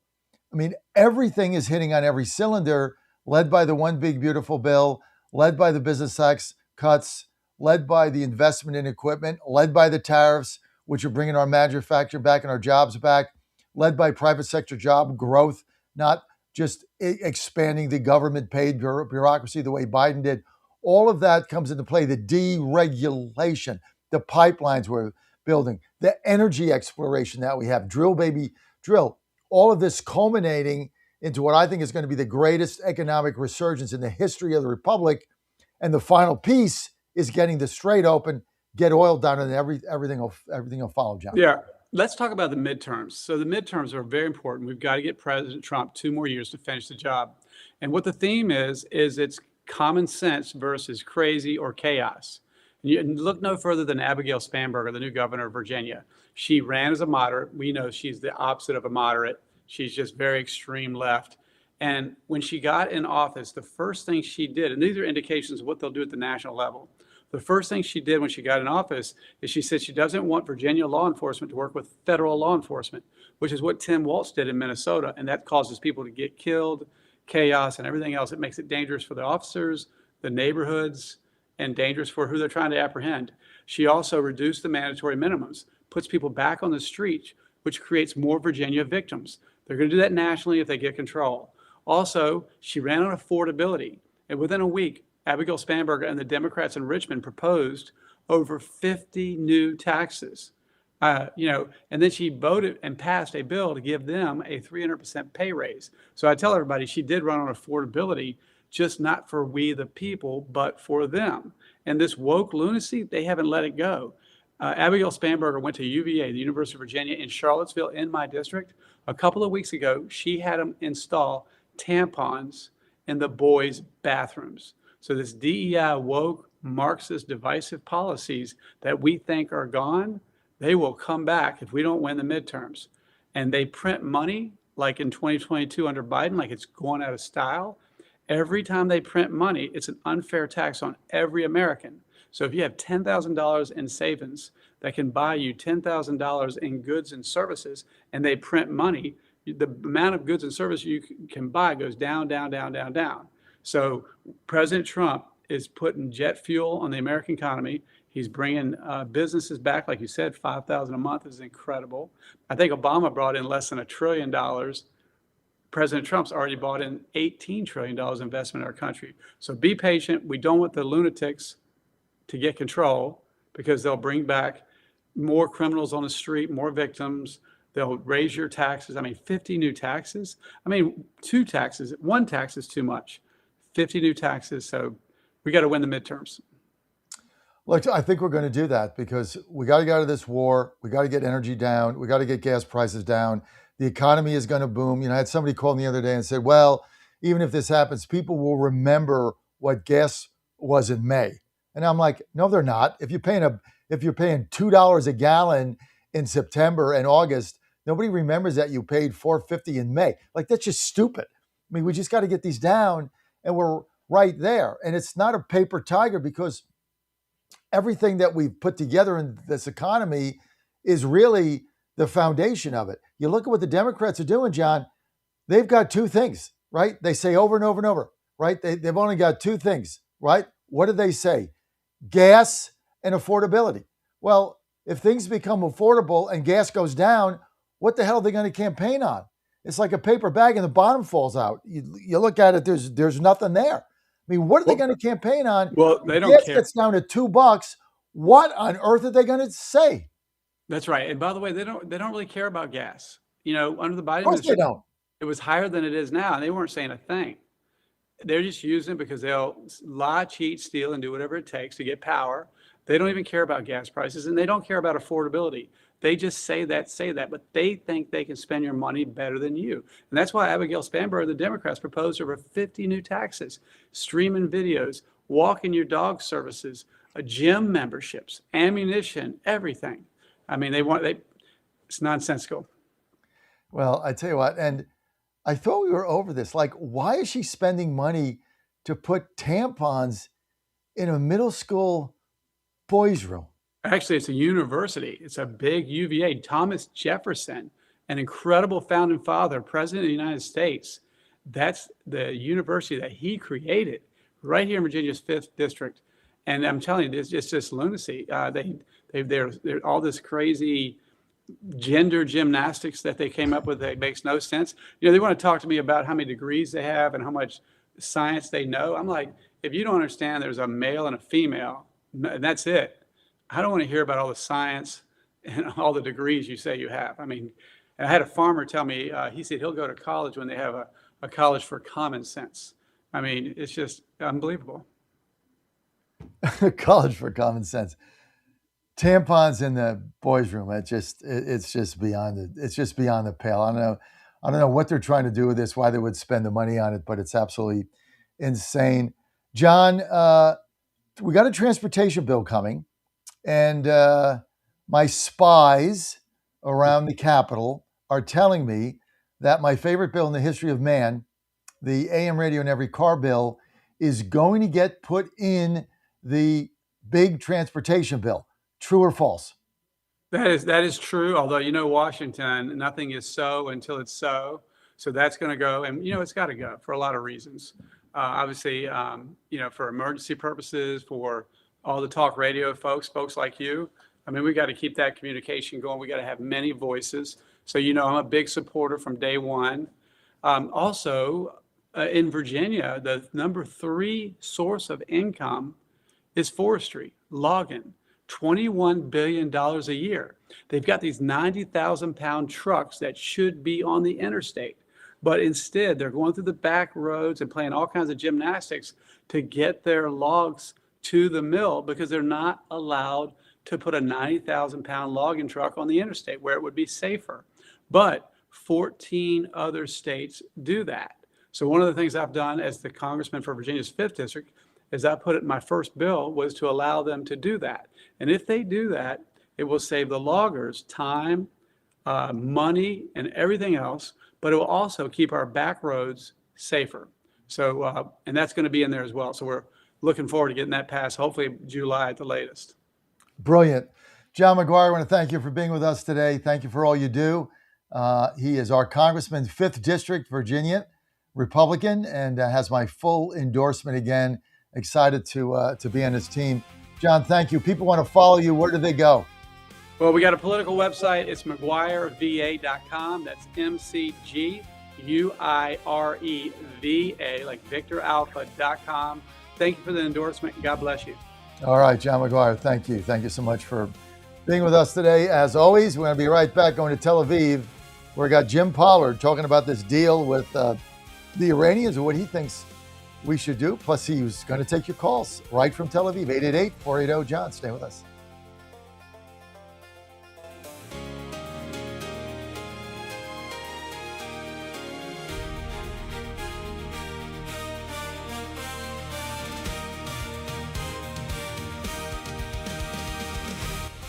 Hey folks, Al Green here for SatPhone. When you're on the go, you want to know you're connected. If it's a family vacation or an off-the-grid escape to a remote destination, having reliable communication helps you feel safe and secure. You can't afford to find yourself in a dead zone. That's why you need SatPhone. SatPhones are reliable, durable, and give you global coverage. If you can get outside, you can get in touch. It's that simple. Make calls from your SatPhone to any regular cell phone in the United States. The phones are $1,500 value, but you can get yours free. Just sign up for a 15-month plan, $94.95 a month. Get 150 minutes monthly that roll to the next month. Go 3 months without using them, that's fine. Yes, 3 months, 450 minutes, all yours. Visit SAT123.com or call 855-980-5830. SAT123.com, 855-980-5830. Get surety and security with your sat phone. Call now.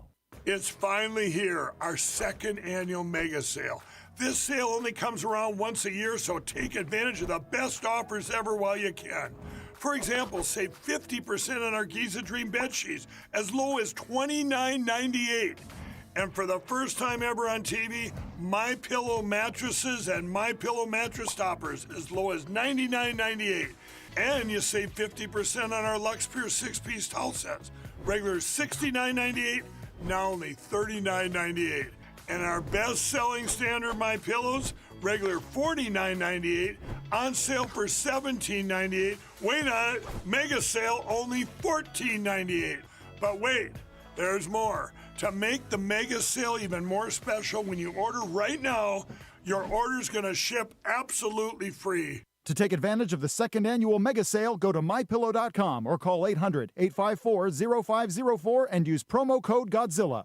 Now more than ever, it's imperative to support companies that share our conservative values. That's why I can't be more excited to tell you that I've switched my family to Patriot Mobile. Patriot Mobile is America's only Christian conservative wireless provider. When you switch to Patriot Mobile, you shift your support away from the leftist, woke, progressive agendas of Big Mobile. Patriot Mobile's wireless service works perfectly and seamlessly as you go about your lives with exceptional nationwide coverage that uses the same towers the main carriers use. Patriot Mobile donates a portion of every dollar earned to causes you care about, to organizations that fight for religious freedom, First and Second Amendments, sanctity of life, and the needs of veterans and first responders. Patriot Mobile has plans to fit any budget, along with great discounts for our veterans and first responder heroes, as well as multi-line users. Switching is easy. Just go to patriotmobile.com/Godzilla or call their U.S.-based customer service team, 972-PATRIOT. That's 972-728-7468. Use offer code Godzilla for free activation. Folks, this is Crom Carmichael, CEO of Solti. I have recently turned 77 years old.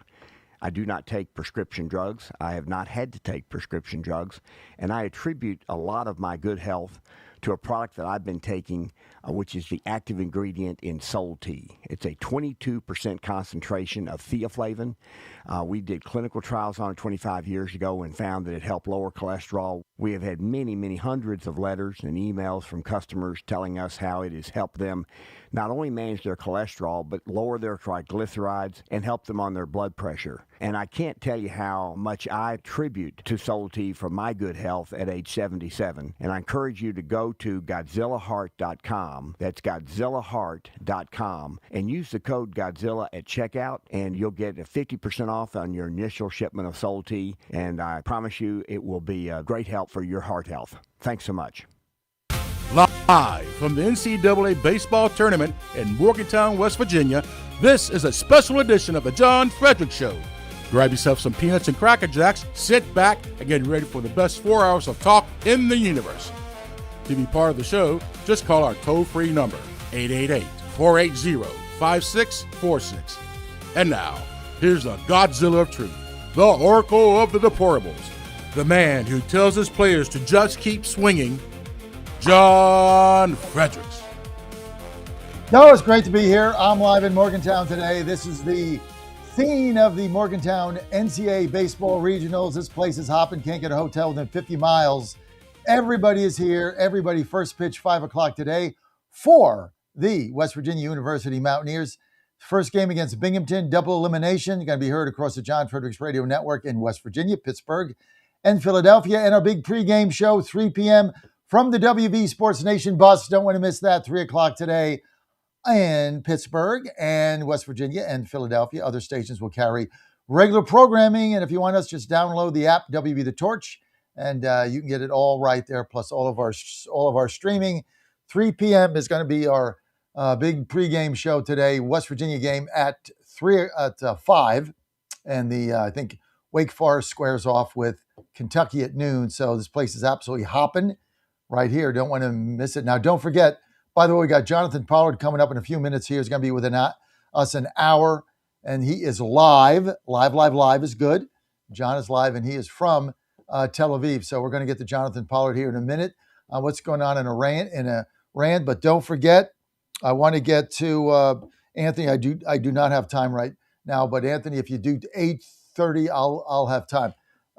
Thank you. But here's the deal. Want to come to my victory party on June 16th. That's going to be so much fun. Corey Lewandowski, Morgan Griffith, Brandon Beach is going to be there. It's going to be really cool. Beach, the U.S. Treasurer, senior official in the Trump administration. We can't wait for that. And this is going to be at June 16th at the iconic City Tavern right in Georgetown.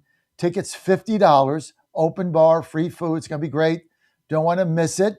And there was also a big article on me in the Washington Post that came out yesterday. We'll be posting that on Trump Nation News pretty soon. But that article by Paul Schwartzman and talking about my race for D.C. GOP Ward 2 chairman and how the Republican Party of D.C. that averages 5% of the vote actually threw me out of the party and is trying to deny me this election. And I'm the only one that's doing anything. So see, when you're a person of consequence and you actually do things, well, then you upset the people that do nothing. And then they want you out because you embarrass their incompetence. And that's basically the deal with my chairman right now, who has thrown me out of the party. But that will end on June 16th when I'm an elected official and he can't do anything about it. And that's the way you gotta fight, right? A lot of people around in Republican circles, especially here in DC, they want to wear a little badge that says chairman. They want to go to their meetings. They want to have cocktail parties at the Capitol Hill Club, and that's it. No grassroots, no outreach, no party building. They get 5% of the vote and they go home, and then they go to their next meeting with their chairman's badge. You want that? I'm not your guy. You want to build something like Trump built a movement? There's no reason in Washington, D.C., we ought to be getting 5% of the vote. President Trump has revitalized this entire city in 1 year. He's turned it in from an absolute disgusting, unlivable crap hole to the Disneyland of the North. It's beautiful. It's clean. He just cleaned up Union Station again. There's flowers planted. You can go into the squares. You can go into the parks. Trump did this. His leadership did it. And I got a party chairman that could care less. So I'm going to fight it. And if you're with me, be with me. Give me a donation or come to our party. Tickets are $50. You can sit on the sidelines or you can get in the game. It's like Napoleon said, I took a stroll down the boulevard. When I got back to Paris, I saw the crown lying in the gutter. I picked it up with my sword and put it on, and now I'm king. It's right there for the taking, but you got to go down that path. So help us out. Give us a donation.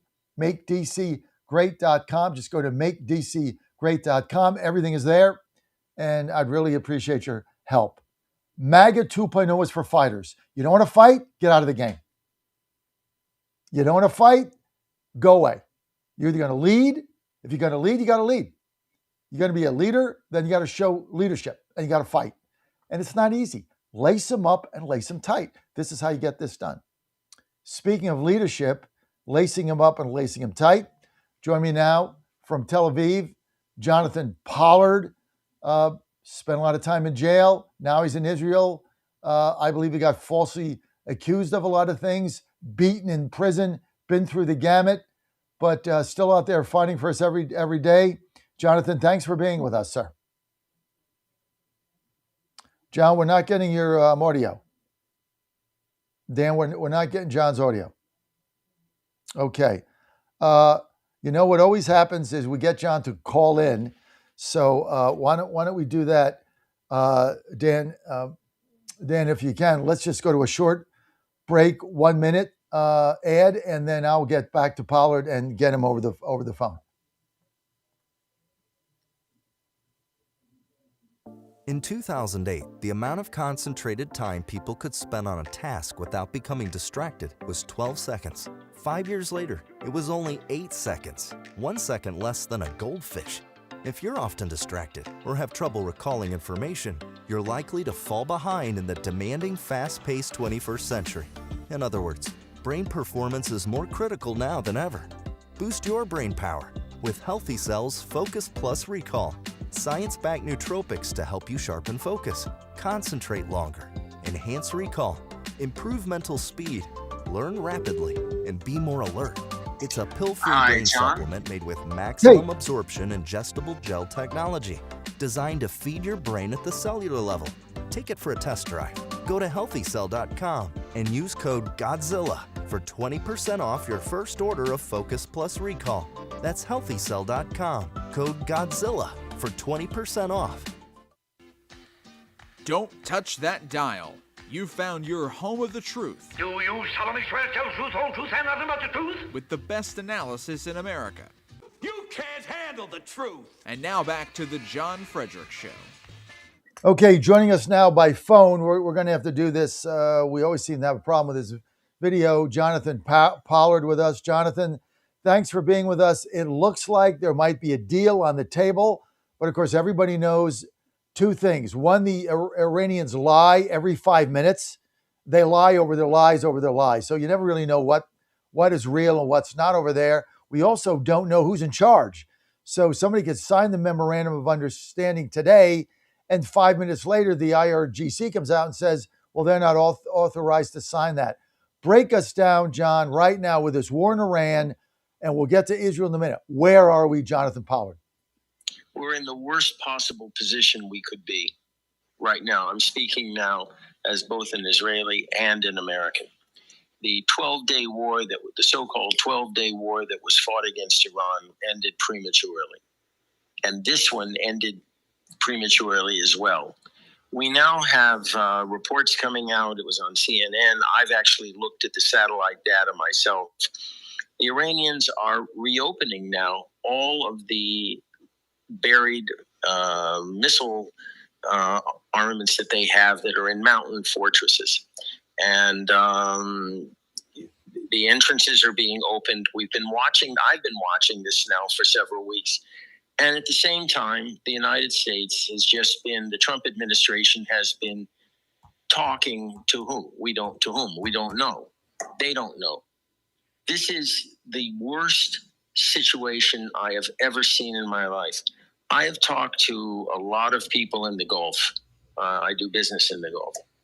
And whether it's Kuwaitis, Bahrainis, even Qataris, Saudis, Emiratis, Omanis, they have zero confidence anymore in the United States. Zero. Because of how this war has been criminally mismanaged. Now, people don't seem to understand this in the administration. You have people in the Republican Party, people like Ted Cruz, Lindsey Graham, and others who do understand that the U.S. is engaged with professional liars. But unfortunately, you have people like Steve Witkoff and Jared Kushner, who they're not playing for us. They're not playing for the West, and they're not playing for the United States in particular. They're playing for the Saudis, and more importantly, they're playing for the Qataris. And they want this war ended immediately, any way they possibly can. If that means the IRGC will be left in power, fine. And the president keeps talking about we have regime change. Excuse me for being blunt about this, but this makes about as much sense as somebody saying, well, we cured the cancer, but now the patient has plague, incurable plague, okay? This is what we're dealing with right now. So as far as the blockade is concerned, the only thing I can say about this is it's just a joke. It's a terrible, sick joke. The blockade is not working because it hasn't opened up the straits at all. It hasn't. And so you have all this traffic blocked up inside the Gulf. The Iranians are still doing business. And people just don't seem to understand that Chinese ships are still going through. The fact that the Chinese have a railroad from Central Asia into Iran. Nobody's talking about that. Nobody's talking about the fact, unfortunately, that these missile fortresses are being reopened now.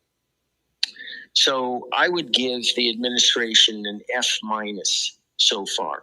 We're not dealing with a defeated country. So what do we expect from them?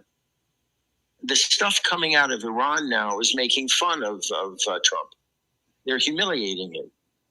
I mean, I watch what they're putting out every day, and they're not defeated at all, and they don't feel that they're backed into a corner. You have people like the president of Iran, who's being used as the agreeable face, but he has no power.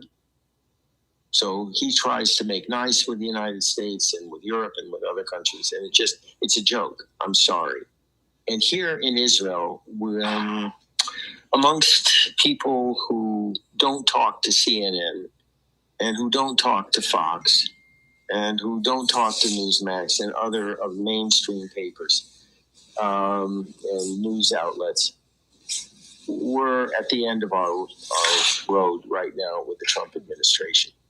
They cannot be relied upon. They're just playing right now. Define not relied upon. I mean, they're trying to find a diplomatic solution. I push back a little. Diplomatic solution when none exists. Well, then This why is don't like they just trying go to in? Why find- don't they just go in and bomb them and take over the islands and open up the straits and be done with these people then? That's a very good question. Look, when I was in a debate discussion a couple of weeks ago, with high-ranking officers, the issue right now, and it's one that just has to be faced, is that they're going to have to be boots on the ground. We can conduct, the U.S. and Israel both can conduct as many aerial strikes as needed, but there's going to have to be an expeditionary force landed probably at Chabahar, this place on the Gulf of Oman, and they're going to have to march up country to Bandar Abbas, and a secondary column moving through the mountains, taking out these missile cities. There's no other way of doing it. I mean, I have another way, but nobody wants to hear about it, and it's pretty scary. It's crossing a nuclear threshold. The issue here, John, is that when you have, and I'll speak as an American here, when you have an existential threat to the United States, and it's only getting worse now because they're inside the gate. They're inside the United States. When you see all these demonstrations by these crazies, these pro-Palestinian crazies, these are all being funded by Iran and Qatar, both. But the United States is facing an existential threat, particularly from Iran.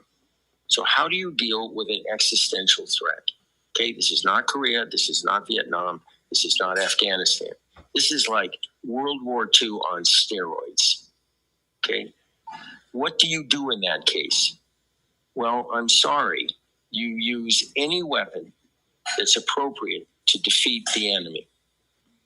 If you don't want to put boots on the ground, if you don't want to arm the opposition, if you don't want to allow the gain the trust of the Kurds to have them come in, unleash the Baluchis, unleash the Arabs along the coast. If you're not going to do that, because you basically want to deal with the IRGC. This is the problem with the Trump administration. They're fine dealing with these thugs. Okay, they have no problem. These people in the administration right now have no problem dealing with what I would consider the enemies of the Judeo-Christian beliefs.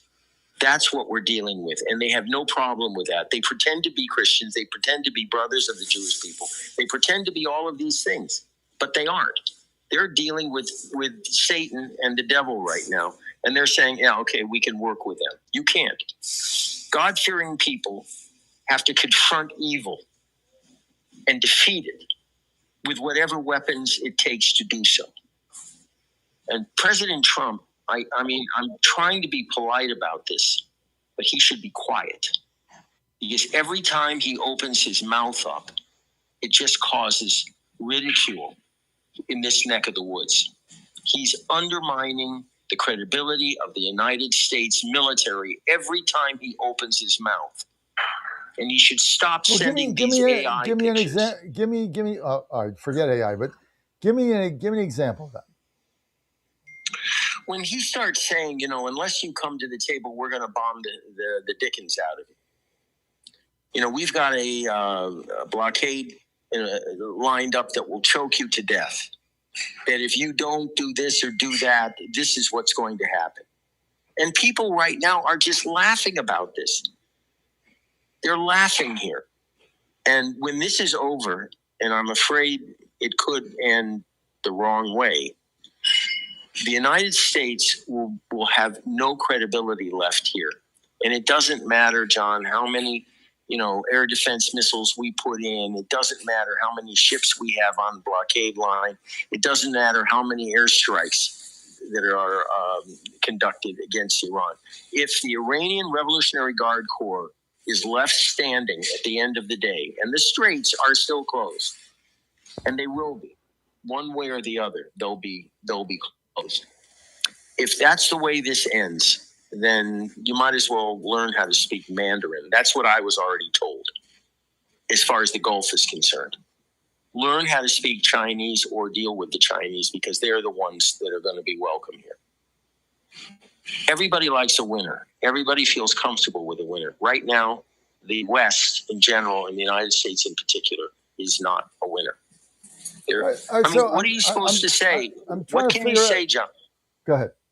Go ahead, John. What can you say when CNN God help us, the Communist News Network, when CNN shows satellite photos of the missile cities being reopened, and this is where the bulk of their remaining missiles are, okay?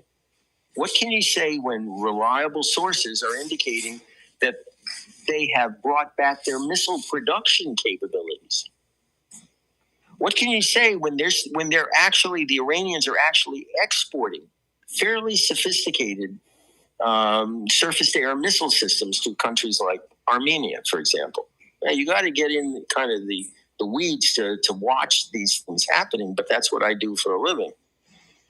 Okay, everything we've been told by the president about Iran being on its back militarily is not true. I'm being polite about this. It is not true. Even though we sunk their navy, and they have no ability to do anything, and the Navy, the only two things in the Navy, resources in the Navy that mean anything, are the small boats that go out and drop mines, and 2 of them were hit last week. But these are the small boats, and they have hundreds of them that can go out and drop mines. And these small submarines, these midget submarines, those are the only weapon systems in the Iranian Navy that mean anything. And frankly, I was shocked to find out that the number one priority was not sinking those midget submarines. It was not. Look, when you look at a weapons production facility before and after, you look at the bomb damage assessment pictures, and there's only one building hit. One. Okay? What does this mean? That we're running out of munitions not to take the whole plant out? Or, the pencil necks in the Pentagon decided, well, it would be efficient for us if we just took one building out that we consider to be critical. Well, I'm sorry, but they obviously have spare equipment that they've put away, and they're bringing them back into production now, and the rest of the plant is still operational. See, these are things that you look at and you say, what in the world is the White House talking about? They're back. They are producing ballistic missiles again. Okay, it's a question of getting into the weeds on this to see what the truth is. So as far as Iran is concerned, you can't trust them, and you've already said it like it is on that. So if you're dealing with somebody that you just can't trust, why are you talking to them? Why aren't you just bombing them back, as the president said, into the Stone Age? Why don't you tell the Iranians, after you've basically taken out their oil and gas industry and their electrical generation capability, you've done all of that, and you tell the IRGC you have 24 hours to evacuate Tehran. The people have 24 hours. Because at the end of that warning time, Tehran will cease to exist. This is what they understand. Then you will have a popular uprising, because people realize they're going to die. And so they have no choice at that point but to stage an uprising, even with their bare hands. So we got to go to a break, but you're Jonathan Pollard with us live in Tel Aviv. So Jonathan, your position here basically is that the negotiations are basically a meaningless piece of paper, that the Iranians don't take them seriously. They just stall to buy time to open up their missile silos. And the only way out of this is what Trump originally said, was to bomb them back in the Stone Age and be relentless with it. And then when you tell people they're going to die, then there's an uprising, because the alternative is death. Correct. That's it. You got it right there. In a nutshell, that's exactly what it will take to crush this evil, satanic regime. All right, Jonathan Pollard, I got to go to break. Stay with us. Hang there. We're going to get back to you in about, we got news. We got a few sponsors. We're going to be back to you right after that. More with Jonathan Pollard live in Tel Aviv. Then I want to you've been very critical of what is going on in Israel right now with their leadership. Very critical of that. As I read all your stuff, I never miss it. And I want to get your take on that when I get back. You're on the John Fredericks Media Network. And if you got a question for Jonathan Pollard, well, Jonathan Pollard, we got a phone, and you got to call in, 888-480-JOHN. But let's get questions for Jonathan Pollard on this topic. Let's not do a rant on something you're mad at, okay? If we could just do that for the next segment, I'll take your calls, 888-480-JOHN.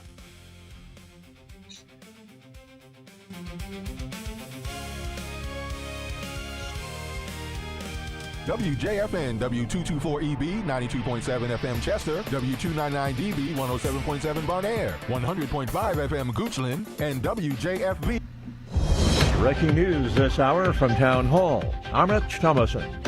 American and Iranian negotiators have reportedly reached a tentative agreement to extend the ceasefire by 60 days, reopen the Strait of Hormuz, and start a new round of talks on Iran's nuclear program. There's no word on whether President Trump has accepted the deal, and mum's the word from Tehran.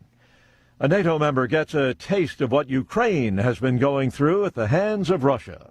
The Russian drone was tracked by radar in Romanian airspace and crashed onto the roof of a building in Galati, Romania's defense ministry said in a statement. The impact followed by a fire. 2 people suffered minor injuries and several others were evacuated. In response to the crash, NATO member Romania is asking the alliance for a faster transfer of anti-drone capabilities to its military, calling the drone's flight a serious violation of international law and the worst incident to hit national territory since Russia invaded Ukraine. While Romania has confirmed drone fragments on its territory on multiple occasions since the war started, no one has previously been hurt in any of the incidents. I'm Charles Tiledesma. An investigation's underway following a massive explosion and fire. It leveled a 2-story Dallas apartment building, leaving at least 3 people dead. Authorities are still looking for missing people after firefighters brought the flames under control. The fire erupted after someone called 911 to report a gas leak. It was unclear how many residents lived in the 2-story building in the Oak Cliff neighborhood of Dallas. Atmos Energy, a natural gas provider, said in a statement they were told by fire officials that a construction crew unrelated to the company had damaged a pipeline near the site of the fire. John Scott reporting. No injuries in the explosion of a Blue Origin rocket on the launch pad for testing in Florida last night. On Wall Street, the Dow futures 146 points higher. More on these stories, townhall.com. Hey, if your loved one is aging but still mobile, still values their independence, there's a simple tool that keeps them safe and keeps you in the know. I am proud to tell you about Safety Plus by Connected Caregiver. Safety Plus is a wearable device that alerts you immediately if your loved one has had a fall. They can wear it as a necklace, on their belt, but there's even a great watch option. There's even a simple push button on the device allowing mom or dad instant access to emergency services. As you age, it's not like you planned for a fall. Suddenly your knee might lock up. There's an uneven surface, wet floor. There's simply no excuse to not wear something discreet that keeps you safe and can keep you at home longer. That's Safety Plus by Connected Caregiver. To see if you qualify for a free device, call 888-870-8020, 888-870-8020, or visit ccgoffer.com, ccgoffer.com. Again, 888-870-8020. With Connected Caregiver, peace of mind is just a phone call away. Israel's expanded offensive against Hezbollah in Lebanon continues amid civilian casualties. Israel has made it clear they want to disarm Hezbollah. They want to protect their northern border. They want to eliminate any threat coming from Hezbollah. And they want to disconnect this connection and alliance between Hezbollah and Iran. But the way Israel is approaching this issue is making it difficult in Lebanon, especially for this government, because Iran and its own community, the supporters, those who are being bombarded by Israel, they say that they have the legitimate right to fight back and retaliate for Israeli aggression. The BBC's Lena Sinjab, head of the World Health Organization, has arrived in Congo's capital to support efforts against a rare Ebola outbreak. Health workers struggling with a lack of equipment, distrustful locals, and armed groups. More than 1,000 suspected cases, 238 deaths so far. News and analysis, townhall.com. Australia suing U.S.-based 3M for more than $1.4 billion. The lawsuit centers on contamination at 28 locations from the use of so-called forever chemicals. They're the kind that never break down and were contained in firefighting foam used at military sites. The Australian government seeks damages for past and future expenses related to managing the contamination. 3M plans to contest the claim, stating it stopped selling that foam in Australia 2 decades ago, but the Defense Department continued using it after that. Bob Agnew reporting. California's Attorney General Rob Bonta is suing the genetic testing company that had been known as 23andMe, alleging it failed to protect sensitive user data in a 2023 breach affecting nearly 7 million people around the country. The company has acknowledged it did suffer a major security breach several years ago. More on these stories at townhall.com. In 2008, the amount of concentrated time people could spend on a task without becoming distracted was 12 seconds. 5 years later, it was only 8 seconds, 1 second less than a goldfish. If you're often distracted or have trouble recalling information, you're likely to fall behind in the demanding, fast-paced 21st century. In other words, brain performance is more critical now than ever. Boost your brain power with Healthy Cell's Focus Plus Recall. Science-backed nootropics to help you sharpen focus, concentrate longer, enhance recall, improve mental speed, learn rapidly, and be more alert. It's a pill-free brain supplement made with maximum absorption ingestible gel technology, designed to feed your brain at the cellular level. Take it for a test drive. Go to healthycell.com and use code GODZILLA for 20% off your first order of Focus Plus Recall. That's healthycell.com, code GODZILLA for 20% off.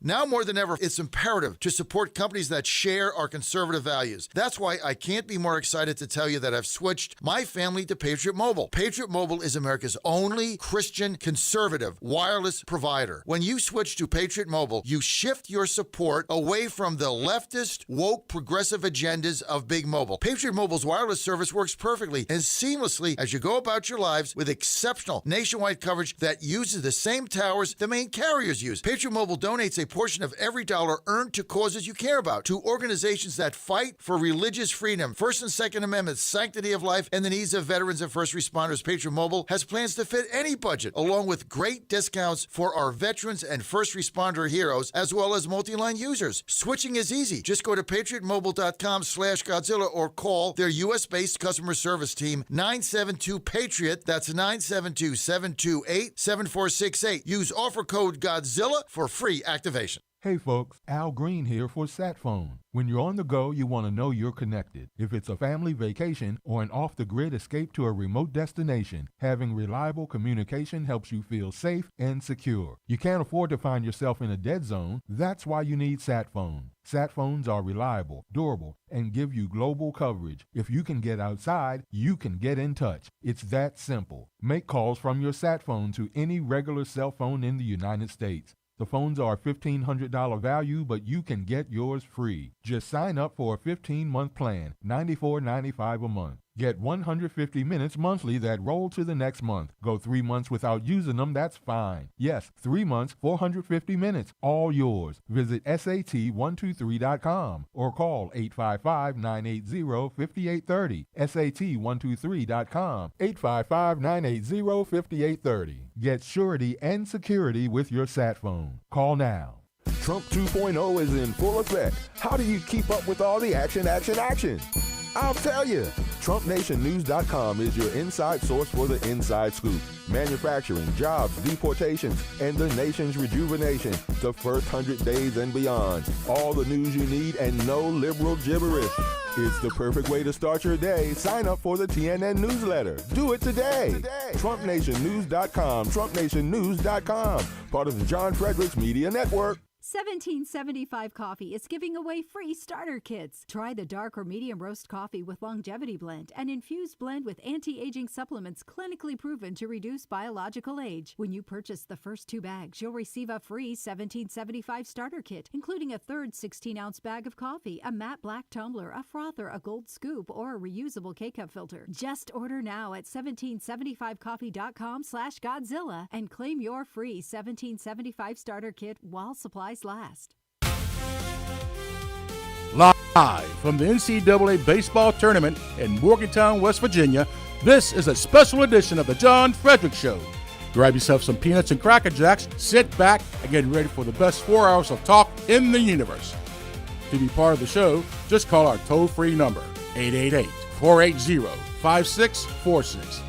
And now, here's the Godzilla of Truth, the Oracle of the Deplorables, the man who tells his players to just keep swinging, John Fredericks.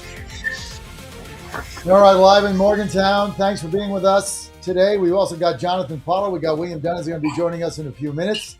Jonathan Pollard live from Israel. Going to be taking your calls, 888-480-JOHN, 888-480-5646. Good to have you with us. This segment brought to you by Mountaineer Healthcare. I tell you what, this is one of the hottest things out there. Hotter than the Mountaineers. You get complete comprehensive coverage. This includes hospitalization, surgery, critical illness protection. You also get access to a nationwide PPO network and low $15 doctor visit copays. This is the health insurance inflation buster of all time. Now, you need quick care? No problemo. Unlimited free telemedicine. Well, that's included too. You need prescriptions covered. Boom. They've got fully tiered prescription drug plans. They got those. Whether you need an individual plan for yourself or group coverage for your company, Mountaineer Healthcare has flexible options designed to save you serious money. And here's the kicker. Rates can be 30 to 40% lower than unsubsidized marketplace plans or traditional group coverage. That's real savings for working Americans. Just give them a call today, 833-752-6742, 833-752-6742, or visit mountaineerhealthplan.com. That's mountaineerhealthplan.com. Mountaineer Care, Mountaineer Healthcare, and the Smart Health Company. Smart coverage and real savings, real peace of mind, truth, clarity, real healthcare savings. mountaineerhealthplan.com. Okay, we're back with Jonathan Pollard live in Tel Aviv. Jonathan's storied history, as you know, dual citizenship, USA, Israel. Jonathan also spent a number of years in a U.S. prison, convicted of spying for the Israeli government, now out. And Pollard, very, very dialed into what is going on in Iran and the Middle East, especially in Israel. Jonathan, I read your stuff. It's very good because I know the perspective you're coming from. You've been very critical of the Israeli political leadership, especially the relationship with the United States and how they're too tethered. Why don't you break that down for us, Jonathan Pollard? The problem right now is that Bibi Netanyahu is politically vulnerable because of any number of problems he had. Mostly, some of them are self-inflicted, but the left here has control of the judicial system and the prosecutorial system here. So they've thrown a bunch of fake cases at him, kind of like what happened to President Trump with the Democrats when they had control of the White House under Joe Biden. And it's hard to be a wartime prime minister when you have to be in court facing these ridiculous charges that are just absurd on the face of them. So the problem is you have a prime minister who's politically vulnerable, and his only real ace in the hole is President Trump's support. Because if things really get off the rails here, the president can maybe even apply sanctions, economic sanctions, to some of the judges or some of the prosecutors, which I must say many of us on the right here would love to see him do. He's been putting pressure on the president of Israel, Herzog, who is an avowed leftist and who isn't really doing anything to help resolve this judicial problem with Bibi. So what's happening is the prime minister is acting as a doormat to President Trump. And, you know, when people in the Trump administration, like J.D. Vance, use disparaging language on Bibi, saying things like, you know, it doesn't matter what he thinks, he'll just do as he's told. Well, what you're doing is you're embarrassing this entire country. You're telling us that we're less than a banana republic. And mind you, we're a nuclear power. Okay, people don't like to talk about this, but this is a fact. So, yes, the prime minister needs President Trump's help to pull through in the next election, which is scheduled for the fall sometimes. But in doing so, he's also jeopardizing our independence. And I have started a program here called, in Hebrew, Israel Rishonah, which is Israel First. You know, the Trump administration has a program, an ideology called America First, as well it should. And there's some of us who feel we should have an equivalent policy for us here. And what everybody realizes now, and again, this is going to be very hard to hear for most people, we cannot trust the United States because the U.S., and it isn't just the Trump administration, it's every administration going back to 1967, has never allowed us to actually decisively beat our enemies. And this is playing out now in Gaza, and it's playing out in Lebanon as well. And the feeling here is either Bibi gets on with it in Lebanon, regardless of what the United States has to say, or he's going to lose at the polls come the fall. Because, I mean, I've been up north. I've seen what it's like up there. I mean, can you imagine, for the sake of argument, if the entire northeast border with Canada was completely burned out? You know, there are no farms, there's nothing, they're all destroyed. Industry is destroyed. People's home, there are no people there. People are internally displaced. And you have your superpower ally, the United States, basically putting its foot on the brake, saying, no, we don't want you to hurt Lebanon too much. Well, the fact of the matter is Lebanon doesn't exist as a country. It's just a bunch of warring minorities with countries like Iran playing the role of spoiler through Hezbollah. This is one of the proxies, as they're known, that the Iranians have. Does Israel have allies in Lebanon? Yes, we do. We have the Christian community, the Druze community, a large part of the Sunni community, and they want us to finish a job that they can't do themselves, and that the United States is denying Israel the right to do as well.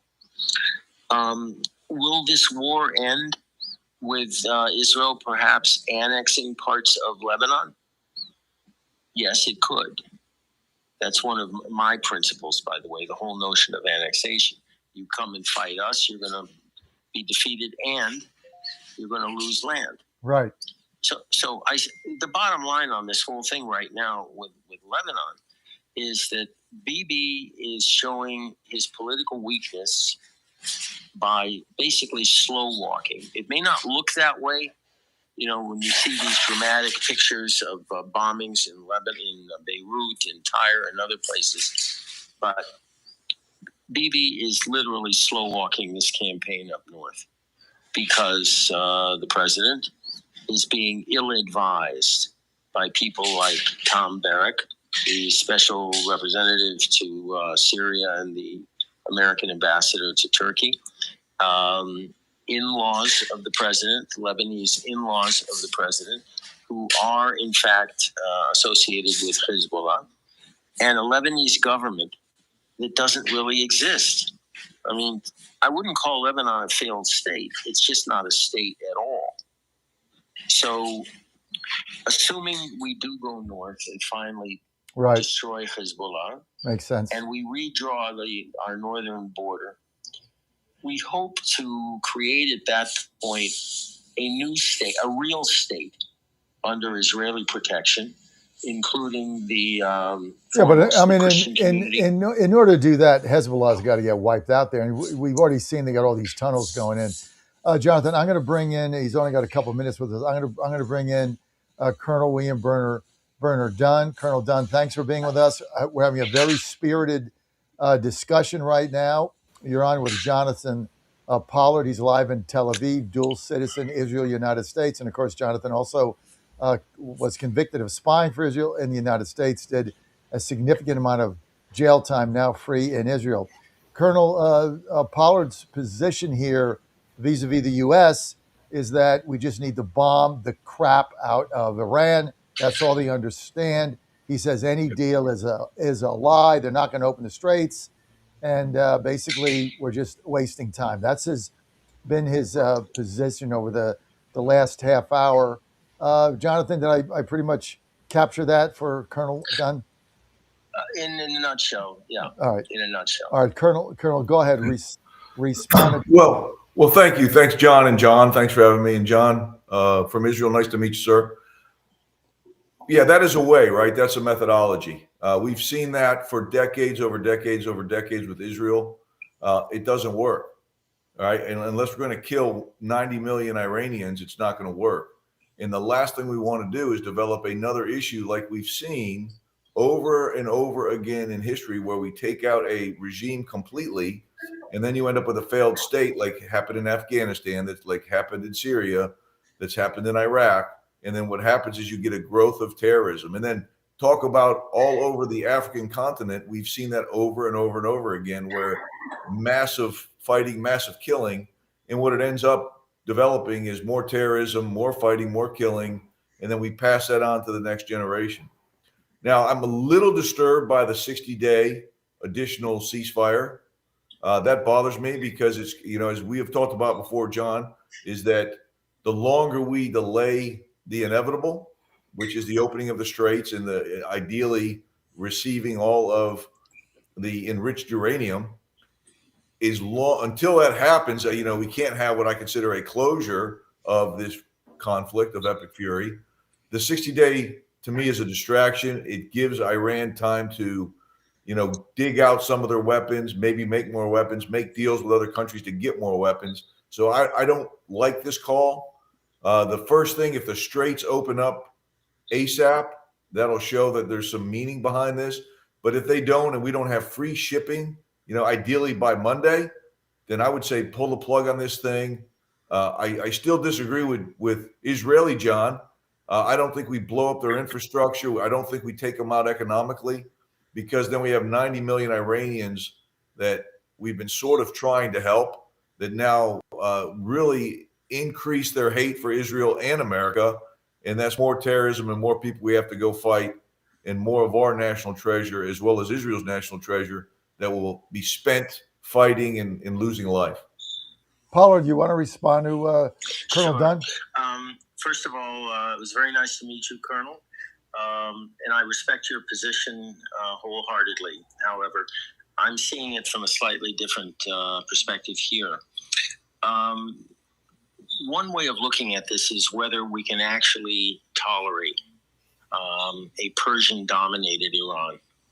And what that means is we allow the various minorities in Iran, the Azerbaijanis, the Kurds, the Arabs, and the Baluchis, to actually break off and form their own statelets, either within the context of a federated state or wholly independent.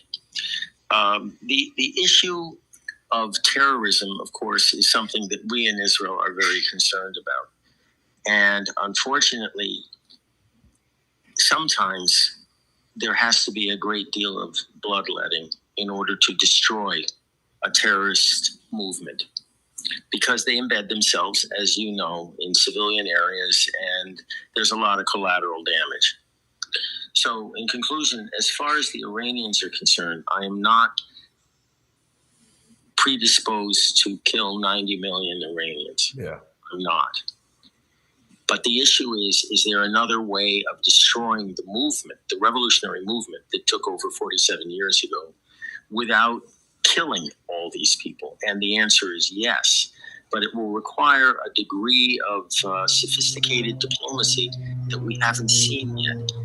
The question you raised is, if we don't have a legitimate opening of the strait without Iranian control of it in any way, shape, or form, whether it's in a payment scheme or whatever, it's open. It's an international choke point. It's open. If we don't have that, then we have to do something in response to that.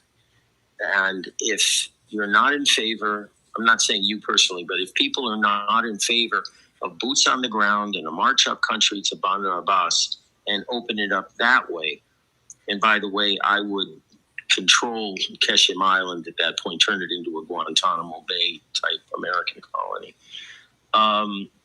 Unless that happens, we're just going to be left standing looking at these guys with nothing to do. If we don't threaten them credibly, then they're going to make fools out of us. And they've done this to Israel. They've made fools out of us in Lebanon, in Gaza, and other places. And it's just more terrorism. All right, Don, what do you say to that, Colonel? Well, the threats obviously don't work, right? We've destroyed their military together, Israel and the United States. We've destroyed their military almost completely. I know they have stuff left, but strategically and operationally, most of their weapons have been wiped out. Their Navy's been wiped out. Their Air Force is non-existent. They're vulnerable to every state now in the Middle East. All of their neighbors that they bomb, they're very vulnerable to them.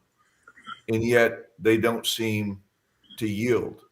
And you could definitely argue that maybe there's no one, brilliant enough to understand their predicament left in Iran at the leadership level. But, I'm all about taking the fight to the enemy, destroying their center of gravity, breaking them, putting our will on them. I'm all about it. But I'm never about doing that to the civilian population.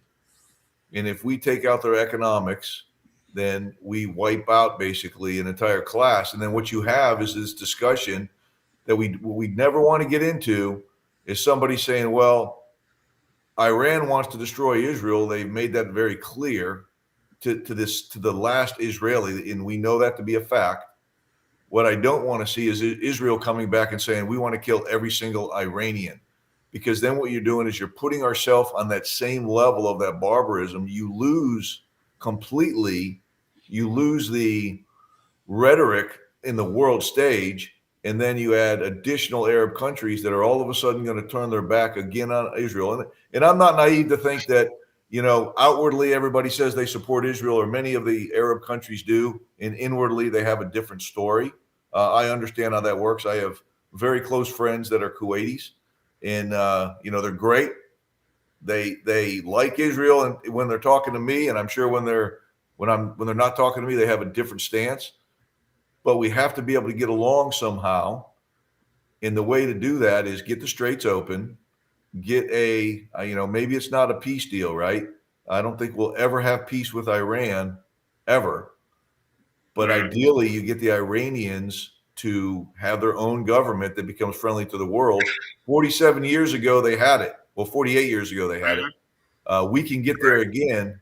The problem is on our side, we start to run out of time because we have elections, we have midterms, and those elections mean something and have issues. And the last thing we want to do, in my opinion, is allow this not to be resolved, number one, before the midterms, and definitely before the next general election.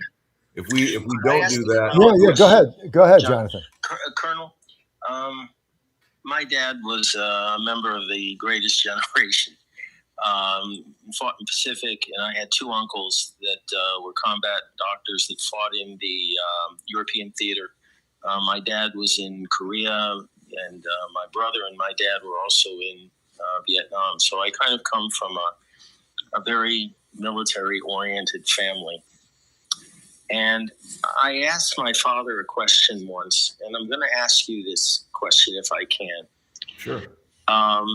If you were in the White House in 1942 and the issue of area bombing against Germany and later against Japan was raised, maybe even you were in the White House when the issue of dropping the A-bomb was raised, and somebody told you that the only way we could destroy an ideologically cemented regime in a country is by engaging in area bombing and maybe even dropping 2 nuclear weapons on that society.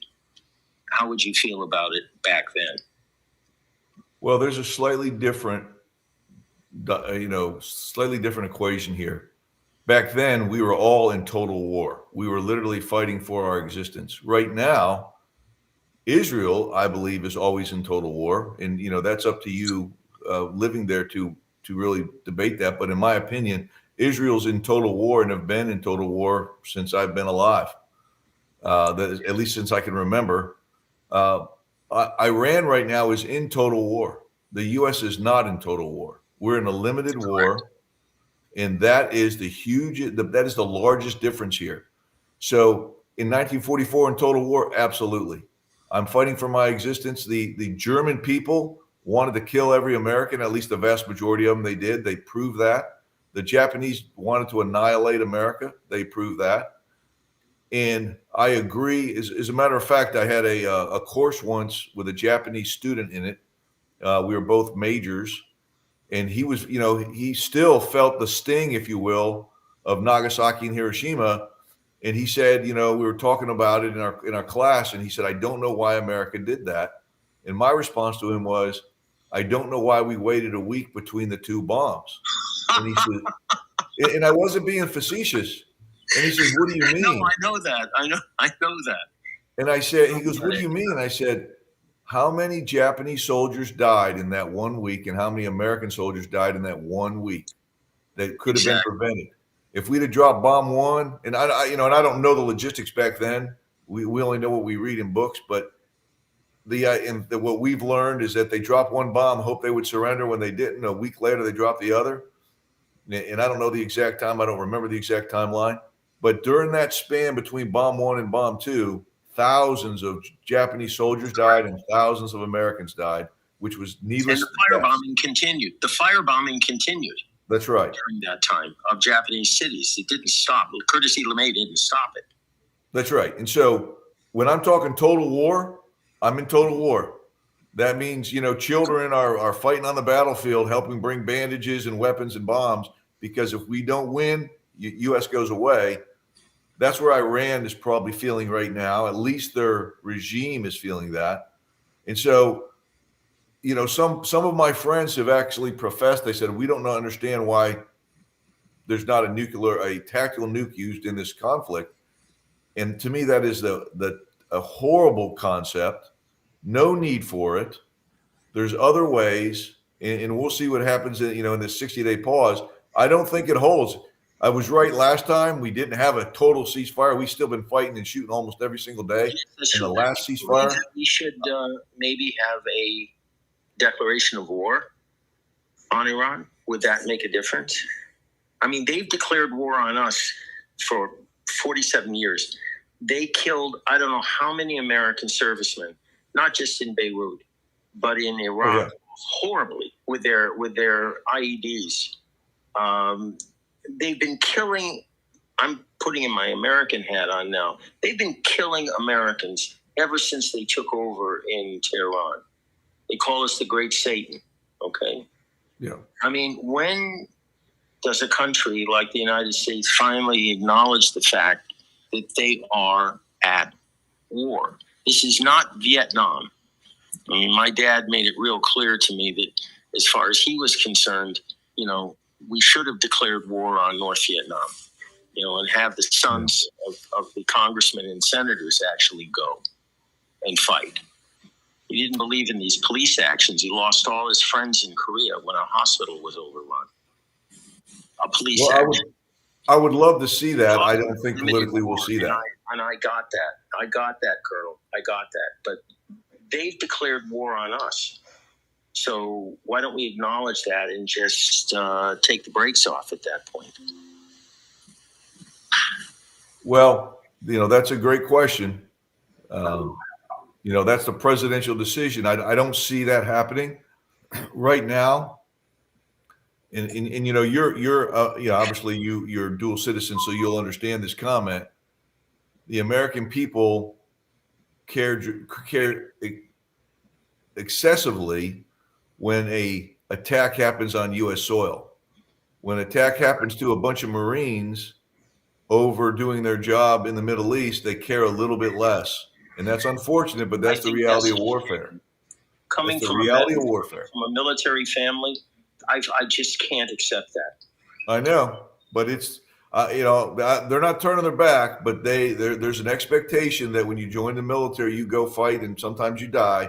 And unfortunately, especially on our left, and John and I have talked about this before. I unfortunately believe at least a large portion of our Democratic Party is praying for failure on this mission and praying for loss of life so they can stick it to president. I hate to say that. I hate to acknowledge this, but you're 101% correct. Yeah, it's a shame, but it is the reality. You're right. And that's why we have to win this war. Well, listen. We have to win it. We're fighting not only what the Iranian Revolutionary Guard Corps and their mullahs represent. We're fighting that, but we're also fighting the rot within our country. The rot that would rather see the United States lose for political gain. And I consider that a definition of treason. I do as well. Well, John, I have to break contact. Yeah, we're out of. Listen, all right, go ahead, Colonel. I'll give you the final word. Go ahead. No, I just appreciate the time. A subject near and dear to my heart. We just had Memorial Day. We're still in Memorial Day week, if you will. And, Memorial Day is for all our brothers and sisters that have given the ultimate sacrifice through decades and decades and, years and years of war and combat and in peace to support our country. And so, God bless them and God bless all their families. Thank you, Colonel, and thank you, Jonathan Pollard. And Colonel, I agree with you both. I think that if the straits are not open by Monday, this thing is another facade. Either it's open by Monday or not. And both of us know it's not going to be open by Monday, right? Correct. So both of us know that. All three of us know that. Monday will come and go. Ships not getting through. Mines will still be there. Nothing will change. So, you start to think that both you guys, I think, are agreeing on one thing. All these ceasefire and fake agreements do is buy them time to build more missiles. So that's all it's doing, as far as I'm concerned. Guys, we got to go. Great discussion. Thank you for the engagement. Jonathan Pollard live in Tel Aviv, and also Colonel Bernard Dunn live in Tampa. Colonel, thanks for being with us. Jonathan Pollard, thank you, guys. Great discussion. My pleasure. Great. Quick word from our sponsors. And look, we just need to keep this discussion open. Quick word for our sponsors. Big Dog, Tony Abood, my man, is next. Keep it right here.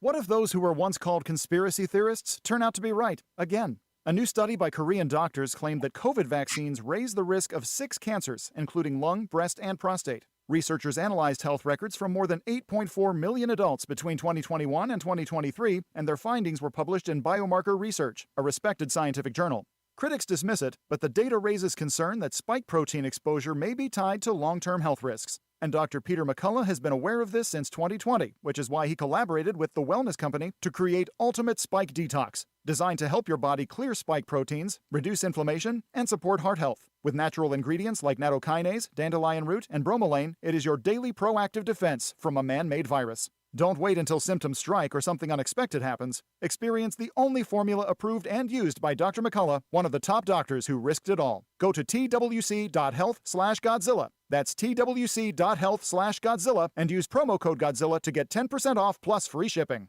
Hey folks, Al Green here for SatPhone. When you're on the go, you want to know you're connected. If it's a family vacation or an off-the-grid escape to a remote destination, having reliable communication helps you feel safe and secure. You can't afford to find yourself in a dead zone. That's why you need SatPhone. SatPhones are reliable, durable, and give you global coverage. If you can get outside, you can get in touch. It's that simple. Make calls from your SatPhone to any regular cell phone in the United States. The phones are $1,500 value, but you can get yours free. Just sign up for a 15-month plan, $94.95 a month. Get 150 minutes monthly that roll to the next month. Go 3 months without using them, that's fine. Yes, 3 months, 450 minutes, all yours. Visit SAT123.com or call 855-980-5830. SAT123.com, 855-980-5830. Get surety and security with your sat phone. Call now. Live from the NCAA baseball tournament in Morgantown, West Virginia, this is a special edition of the John Fredericks Show. Grab yourself some peanuts and Cracker Jacks, sit back, and get ready for the best 4 hours of talk in the universe. To be part of the show, just call our toll-free number, 888-480-5646. And now, here's the Godzilla of Truth, the Oracle of the Deplorables, the man who tells his players to just keep swinging, John Fredericks. Well, great to be with you. What a great segment that was that we just had between William Dunn, Jonathan Pollard, live in Israel. Very divergent views, although we did all agree on one thing. If the straits are not open by Monday, that this is just another Iranian lying stall tactic. And if they are open, then I think there's progress moving forward. But great debate. I know a lot of you were questioning Pollard's view, but I got some feedback about why is he on? Well, because he's got something to say. We allow all voices here. I've always told you that. If you just want one voice, one mantra, then you can go to RAV. That's why they fired me. This is the exact reason. You want to know why they fired me? This is it. Because I'm not going to just have everybody say the same thing all day. Pollard's got a view, and Ted Cruz has got a view, and Witkoff's got a view. So you got to get all the views out there. And if you get to the point where we're only going to publish or listen to one particular way of thinking, then you don't expand your mind, you don't grow, and you don't know what the other side might be thinking if you don't agree with that. So that's been Truth and Clarity has been the basis of the show forever. And at 68 years old, we're not going to change that. So Pollard's got a very different view than some of us do. Cruz's view on the war is different than some of us do. So, so is Lindsey Graham's different. So you got to hear what they have to say. That's why we play the Democrat clips as well. Of course, they're not going to come on my show because then they'll get criticized, but it is what it is. But I don't agree with Jonathan on most of what he said, but he's there and he does the research, and this is part of what his analysis is, and I think we need to hear it. Doesn't mean we have to agree with it, right? And certainly, when I got William Dunn on, he had no problem engaging in that. But that's the kind of debate you're going to find here on this network that you're simply not going to find anywhere else. Our whole broadcast system and podcast, whatever you want to call it, it's all gone in the corners and silos, right? Everybody's got their corner. That's it. That's all they say. I mean, when they fired me at RAV, the owner was like, we have to have a theme for the day, and we all need to be saying the same thing. That's how we build a network. And I'm like, hey, you're the owner, just like I own my network. I get to make the decisions, and so do you, and I respect that. I'm not a good fit. I get it. I'm over 21. I'm an adult. It's all good, right? And they're doing fine with their strategy, and I respect them for that, and he respects me. 888-480-JOHN. Joining me now, my big dog, Tony Abood. Tony is the executive director of Vapor Technology Association. And Tony, it's good to see you, man. It's good to have you back. I've been asking, I said, where's my big dog? John, it's great to see you again, man. I really appreciate being here, and I appreciate the way you always speak the truth. You know what? This whole vape thing is really driving me bananas. All right. And I'll tell you why. because like people say, oh, vaping is so bad and this kid's just, look, first of all, you got to be 21 to vape. You got to be 21 to buy a pack of cigarettes. You got to be 21 to buy a beer, right? If marijuana is illegal, you got to be 20. I don't do it, but I would assume you got to be 21 for that. So you got to be 21 years old. I mean, it's like, so the whole kid thing is ridiculous, okay? That's number one. Number two, what vaping does is the alternative is smoking. That's the alternative. And that's bad. And I used to smoke a pack and a half a day, Tony, of American Spirit Blue, of which I have a pack right there in my bag in case things go south, right? I still got it. Used to pack and a half a day. Right now, they're $10 a pack. So that would be, what, $120 a week? Well, I can't afford that anyway. But a pack and a half a day. And now I don't smoke at all. Why? Because of you guys.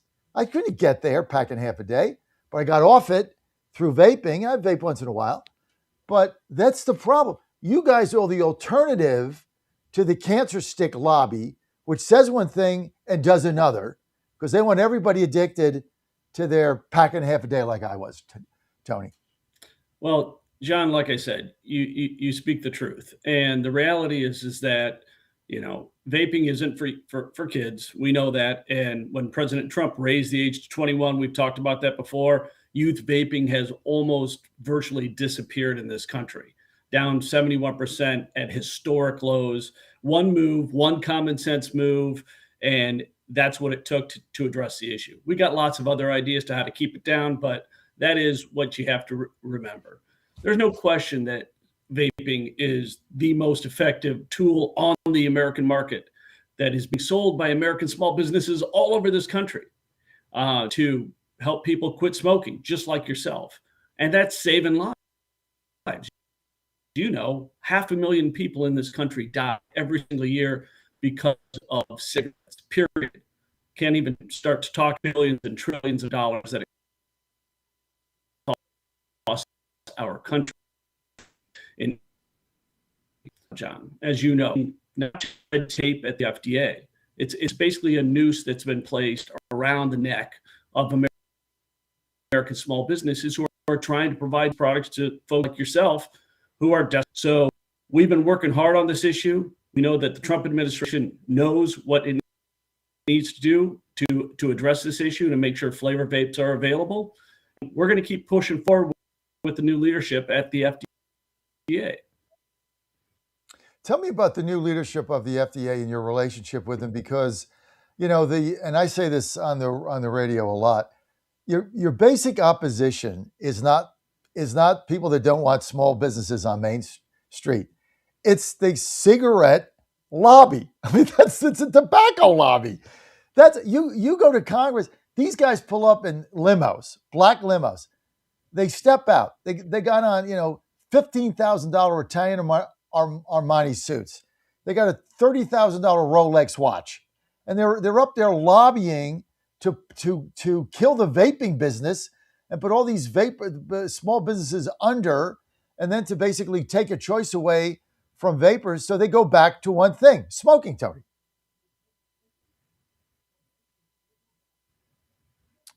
Tony, still with us? Tony, you there? Let's get. I think we lost Tony's feed. Let's get Tony to log back in as we talk about this. But look, this, whenever you take choice away, when people are fighting a healthy choice, right? When you have lobbyists and you have entities in DC fighting something that is healthier than what they're doing now, all you got to do is ask yourself the question, you know, like, who would do that? Only if there is an enormous amount of money to be made by keeping people hooked and addicted to something that is bad for their health. Otherwise, you wouldn't do it. And so, you know, vaping is an alternative to this is a perfect no. Is it better than smoking a pack a half a day like I did? What do you think? I'll let you be the judge to that. All right, we're trying to get Tony back on. Let's go to a quick word from our sponsors, Dan, while we're trying to get Tony back on, and we'll be right back. 1775 Coffee is giving away free starter kits. Try the dark or medium roast coffee with longevity blend, an infused blend with anti-aging supplements clinically proven to reduce biological age. When you purchase the first 2 bags, you'll receive a free 1775 starter kit, including a third 16-ounce bag of coffee, a matte black tumbler, a frother, a gold scoop, or a reusable K-cup filter. Just order now at 1775coffee.com/Godzilla and claim your free 1775 starter kit while supplies last. He's the voice of Virginia. No, you can't. You have one of the worst voices I've ever heard in my life. And the commander of common sense. Fire at will, Commander. Now back to the John Fredericks Show. All right, we're back with Big Dog Tony Abboud. He's the executive director at the Vapor Technology Association. Go to vaportechnologyassociation.org for more information. Tony, thanks for being with us. Talk to me about the new FDA leadership and your thoughts.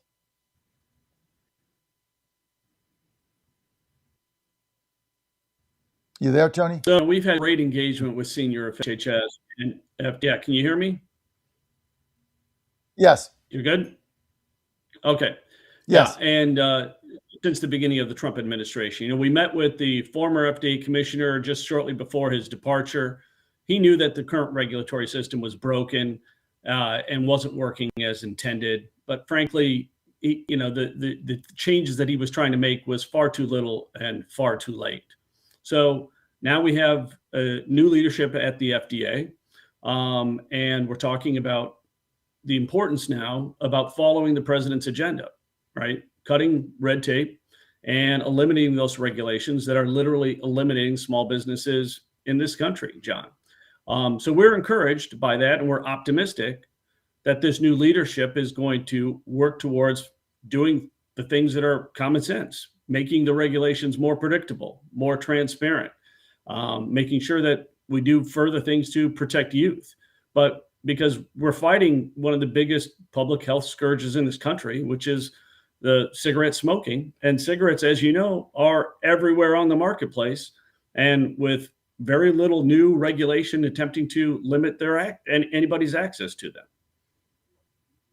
The other thing is, I don't know, in an affordability environment, how people can even do this. Like, I bought a pack of American Spirit Blue at my liquor store in Washington, D.C., right?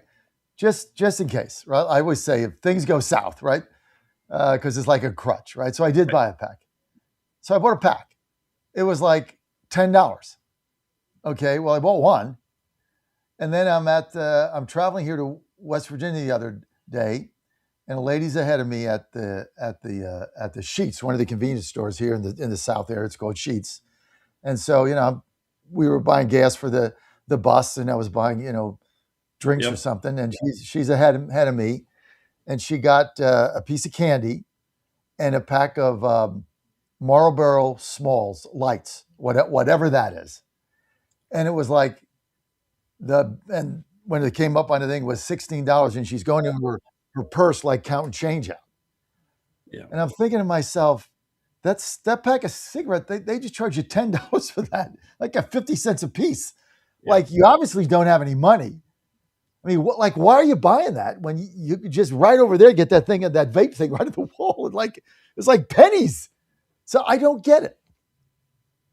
Yeah, I mean, it is a fundamental problem. And this is a problem with a lot of state legislatures, right? Particularly in blue states. They're looking to tax these less harmful products that can help people get away from smoking cigarettes and make the taxes the same or higher than for cigarettes, which we know are going to kill them. So there's no common sense there. But I got to go back to the small businesses. Small businesses are job generators in this country. They're the ones that are being choked out by the current regulation. They're the ones that are providing these products to Americans. And they have families that they're supporting. They have people that they employ that have families that they're supporting. And the real threat from this constant narrative about getting rid of flavored vaping products is literally going to shut down 10,000 businesses and harm all of the people that work for them, not to mention the families that are dependent upon these small businesses. This is something that this administration knows is the right thing to do. Fixing this regulation, preserving these American small businesses, that's what the Trump administration is known for. And so with working with the leadership at the FDA and the new leadership, I think like I said, we are very optimistic about making the progress that needs to be made to protect and then unleash the power of American vaping companies. Well, the critical aspect of all these small businesses which have popped up around vaping is very critical. That was also key to President Trump's coalition in 24. So when you've met with the new FDA leadership, is there specific legislation that the Vapor Technology Association is looking at that will protect those that vape from these just absorbent taxes like their cigarettes? And like you said, some of them even over, so that they can try to make it equal, which of course the cigarette lobby is in favor of. Explain that to us. What specifically can we do? Yeah, well, here's the beautiful thing. You don't need legislation. You don't need Congress to be involved, because this was a regulation that was created by Biden's FDA. Okay, they put this piece of regulation in place that has literally stifled innovation and crushed small businesses, as the president himself said during the campaign in 2024. So what this administration and this FDA can do is do the exact same thing that the president has been asking all of his administrative agencies to do. Streamline the regulation, cut the red tape, focus on gold standard science to make sure that these products are safe. But then by unwinding that Biden era regulation, you're going to unleash the power of American vaping. Very, very simple. They can undo, or they can clarify or refine. They have so much discretion to fix this problem. And that's the beautiful part, that the power is in their hands, and they don't need Congress to take actions to address this issue. They can fix the problem that their predecessors under Biden have created, and move this country forward. And we're going to work with them to the greatest extent possible to protect small businesses and to protect the American consumers that are relying on these flavored vaping products. So when you talk to them with the new officials in there, do they understand? I mean, are they committed to getting rid of these Biden era regulations? I mean, this is one of the things that President Trump ran on. So I know the president's in favor of it, because he put together actually a vapor coalition. If you guys remember that, it was pretty big. And it was a lot of votes in some of these swing states. So, I mean, like, it would seem to me that it wouldn't be this hard, but here we are, 18 months in, still fighting to get these regulations knocked out. Why? Well, I think one of the biggest problems was the prior commissioner. Commissioner McCary just did not believe in vaping, frankly. I mean, he made that clear on his way out the door. And that's why his efforts at the last minute to try to do things to address this issue, which really were missteps in and of themselves, were far too little, far too late. And so, we are confident that the new leadership at the FDA understands the importance of this issue. And we're also confident that they also do truly get the importance of flavored vaping products, not just to businesses, but to the consumers, to the American adults who are making choices every day. And we also believe they don't believe that the FDA's job is to be the nanny state, and to basically pick and choose which products Americans get to use. And so as we have these continuing dialogues, and as they have very clearly articulated that they understand that vaping products, flavored vaping products, are tobacco harm reduction tools that we need in our system, that has allowed us to have very thoughtful conversations. And that's one of the reasons we are optimistic that they are going to do the right thing. Give us a time frame. That's the $64 million question, right? It can't happen fast enough, John. That's as simple as it is.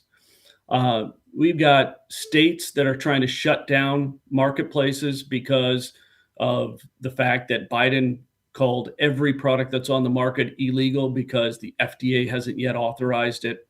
We have other business interests that are looking to corner the market using legislation and regulation. So the time is now, because Americans are dying today, tomorrow, and the next day, and that will continue until we make sure that this marketplace is filled with flavored vaping products.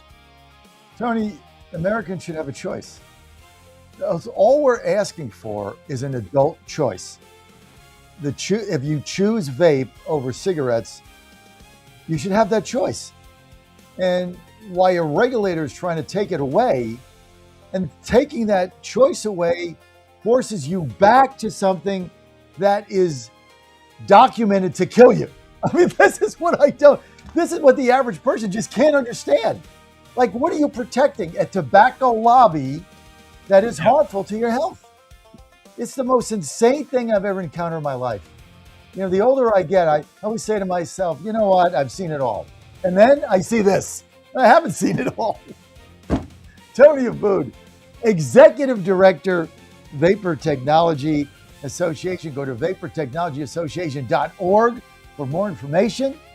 And this segment has been partially sponsored by the Vapor Technology Association and their Action Fund.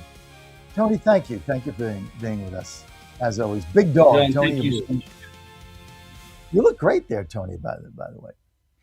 Tony looks great. That's because he vapes, he doesn't smoke. We'll be right back.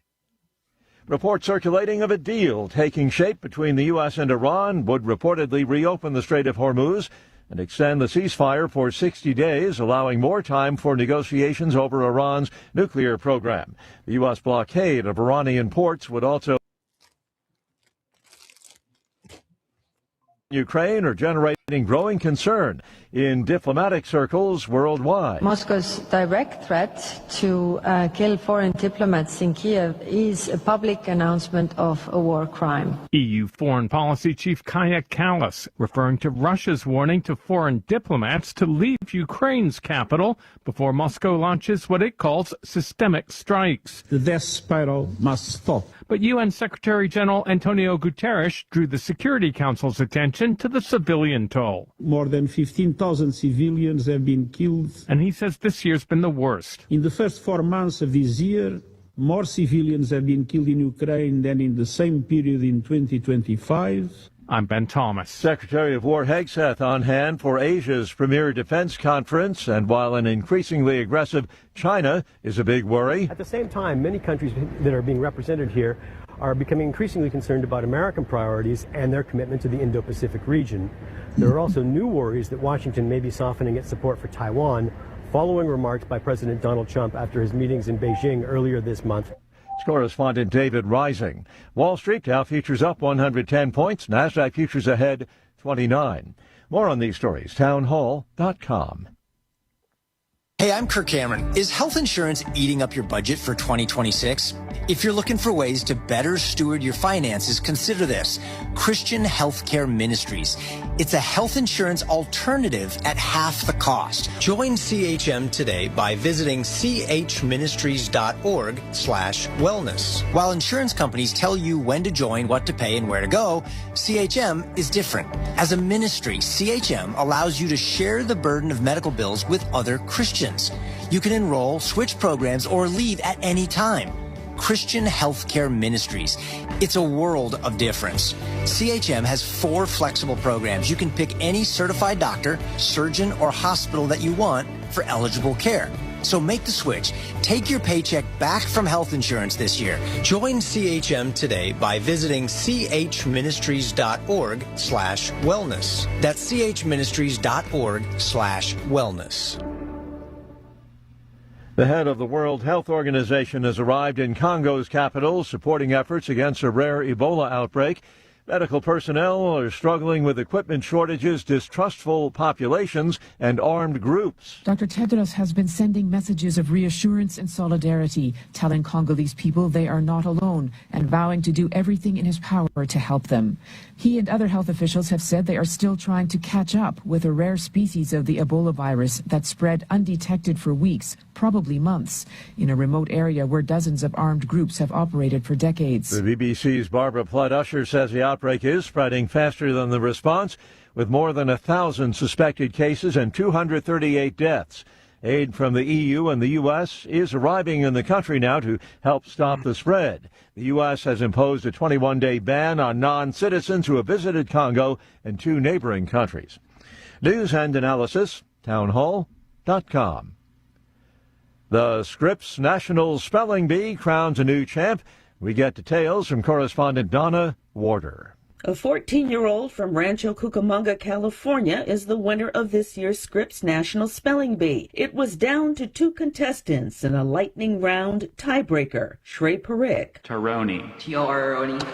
Enthameme. E-N-T-H-Y-M-E. And Ishan Gupta. Tesseraconter. T-E-S-S-A-R-A-C-O-N-T-E-R. Shrey, during the spell-off, you correctly spelled a total of 32 words.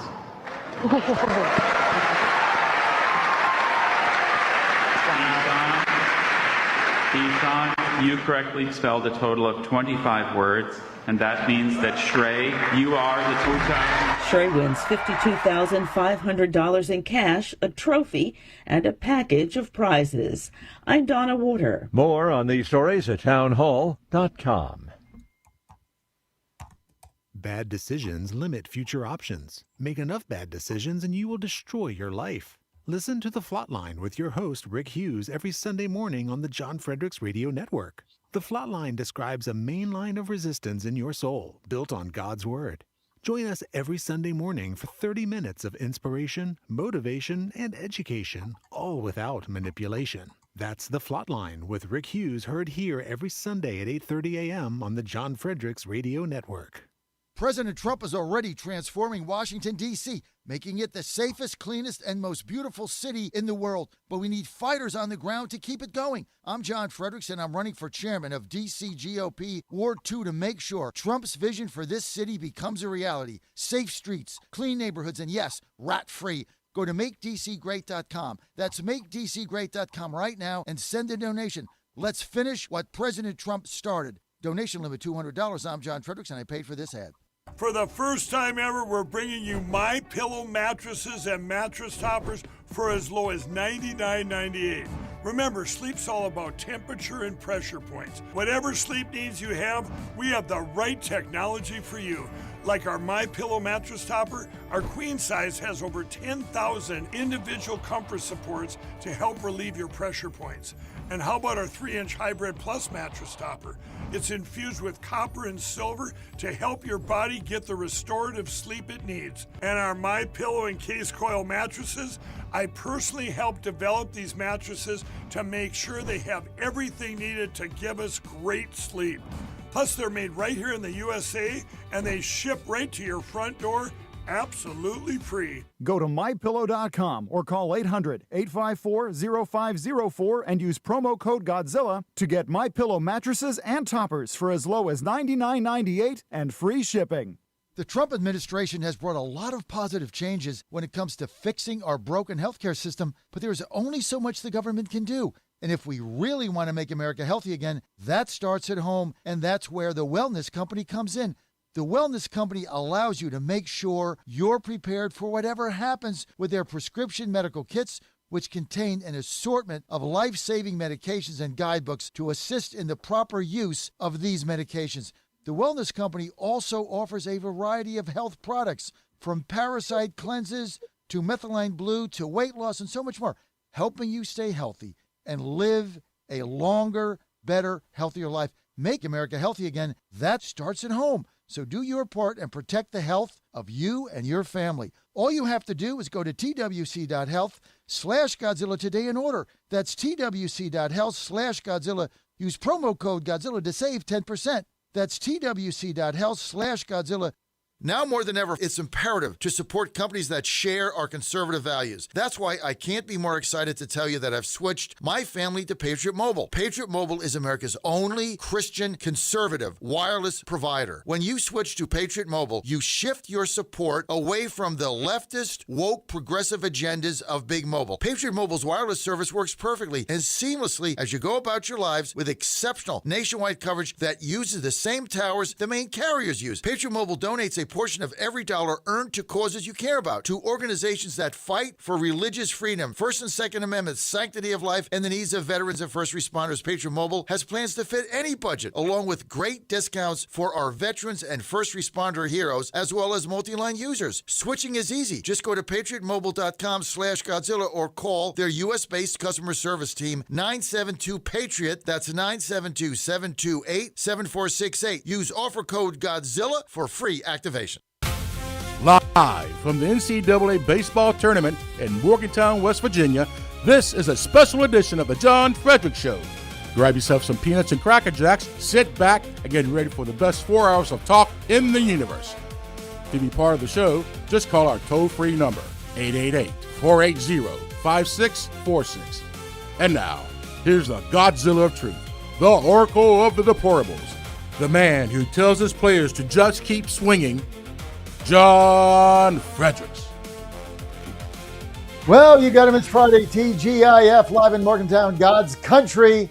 Don't forget, big games today. This is Morgantown.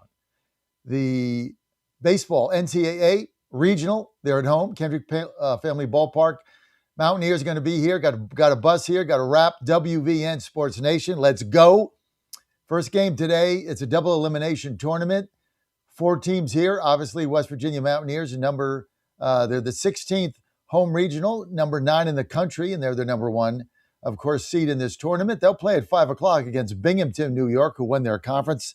They're a huge favorite to win that game, no doubt about it. Huge favorite. But then starting today at noon, which is going to be a great game, Wake Forest and Kentucky, playing right here in Motown. And then we'll go on from there. There'll be... when we get up tomorrow morning, there'll be 2 losers.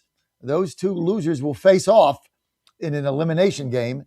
Likely Binghamton go down, and they'll go back to New York. They'll be out. That'll leave the 3 teams in the tournament, likely Kentucky, Wake Forest, and West Virginia battling it out. Double elimination. So what could happen is West Virginia then wins the next game, and then whoever won the second Tennessee-Wake Forest game would have to beat the Mountaineers 2 consecutive times, which is not likely. So I predict the Mountaineers win this tournament. They're in great shape to do that. They're a great team. They're exciting. And if they do that, in all likelihood, UCLA, the UCLA baseball Bruins, which is the best team in college baseball, they've been number 1 all season, which rarely happens. They won the Big Ten. They won the tournament. They're number 1. They're like a minor league team. Probably one of the most well-rounded teams you've ever seen. We saw them in LA when Maryland played them there. I think we got run ruled twice. I mean, they're really good. So they're likely to win their tournament. And if West Virginia wins, then the Mountaineers would have to fly to Los Angeles and play UCLA in a best of 3, which is actually to their advantage because anything can happen. To go to Omaha, you just got to win 2 games. Maybe you steal a game on Friday night. Maybe you steal one. Somebody hits a pop fly and it drops in. Somebody beats out a bunt. You steal a game, and now you just got to win another game, right? Things happen. You can win 2 games, and then the Mountaineers go to Omaha. And, of course, if they go to Omaha, we're going. So clear the deck, Danny boy. Omaha or bust for the Mountaineers. But this city is on fire. You can't get a hotel room down within 50 miles of this place. And smart as we are, as soon as it was announced officially on Sunday night that Morgantown was the host, actually that was on Sunday. It was on Friday when we thought they'd be, where I booked all the rooms at the Marriott Courtyard right across the street, knowing that once Sunday came, it was over. So we got all our rooms in, and we're good to go. The bus is here. And if you want to hear the games, our pregame show today at 3 o'clock. Don't want to miss that. We're going to give you all the breakdown. Myself, Matthew Lumsden's going to be with us and others on the bus. And just download our app. App Store, WV Sports Nation, WV Sports Nation. Or if you want to hear the games, WVTheTorch.com, WVTheTorch.com. Or download that app. We got apps all over the place, WV The Torch. All good. We've got the Virginia Gang is coming up next. Let me just start, though, with my big victory party in Georgetown. Well, Dan's going to be there, so you can meet Dan. He'll be signing autographs, Dan. He's fired up. This is going to be at the iconic City Tavern, 6 to 9 p.m., Danny Boy, in Georgetown, June 16th. Don't want to miss this. Tickets only $50. Well, who's going to be there? Lots and lots of people are going to be there. It's going to be a big victory party. Running for D.C. Ward 2 chairman. Just had a big story on me in a Washington Post by Paul Schwartzman. So that was kind of fun. And if you want to read that, we'll be emailing it out and stuff like that. But right now it's up on Trump Nation News. If you want to read the story, it's kind of fun. Go to TrumpNationNews.com, TrumpNationNews.com, and you can read the story there. But we're fired up. And the reason we're fired up is because we got Corey Lewandowski is going to be there, one of ours. He's our keynote speaker. Morgan Griffith, your friend, is going to be there. U.S. Treasurer Brandon Beach. Got all these people going to be there. You need to be there too. Tickets only $50. And if you can't make it, buy a ticket anyway, and we'll donate it to one of the Young Republican clubs. So you can do that. Just go to MakeDCGreat.com, MakeDCGreat.com, and you can give me a donation there. Joining us now on the Virginia Gang, two of my supporters and donors, Jim Hobgood. Jim Hobgood is with us, Dan's father. Jim, thanks for donating to my campaign. I appreciate it. You're most welcome. And also the one and only Joe Morrissey is with us live in studio. Joe, also a donor to the Fredericks for Chairman campaign. Joe, that's very nice of you, Joe. Thank you. Good to be here, John. Oh, Joe, we're going to have so much fun today. So, guys, let's start with Spanberger. So she's like vetoing bills right and left. She's got Ben Tribbett mad at her, right? We did that piece last week with Ben, and he's leading the, I guess. Well, we have a new MAGA hat. Make Abigail go away. That's what I said, Ben. He laughed. So we have a new MAGA hat. Make Abigail go away. But now she's vetoing bills right, Joe, and left. And she's scared because her poll numbers have tanked. And she wants to be president or vice president. She can't have that. But she's pissed off everybody in her party. So, she can't win, Joe. She can't win for losing, Joe. Yeah. Last week I mentioned for the first time, it was kind of an odd scenario in that I was defending Abigail Spanberger against the entire gang. And I was pointing out that she really doesn't care. She's governing from the middle. And then she just continued that trend. You put it best, John, when you said she's vetoing bills left and right. Kind of a combination of a I don't care, wave with one finger to the Democratic elite that you would think would be in bed with, or it's, as you said, I am positioning myself to do something else in 2028. I'll admit I don't know. I don't have a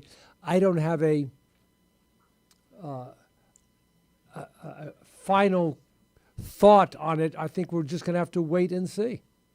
Joe, there's a big difference between being one of 435 in Congress, where she was in the majority, then in the minority, won a couple tough races, but you won at 435. And you have a press conference or you put tweets out and whatever, right?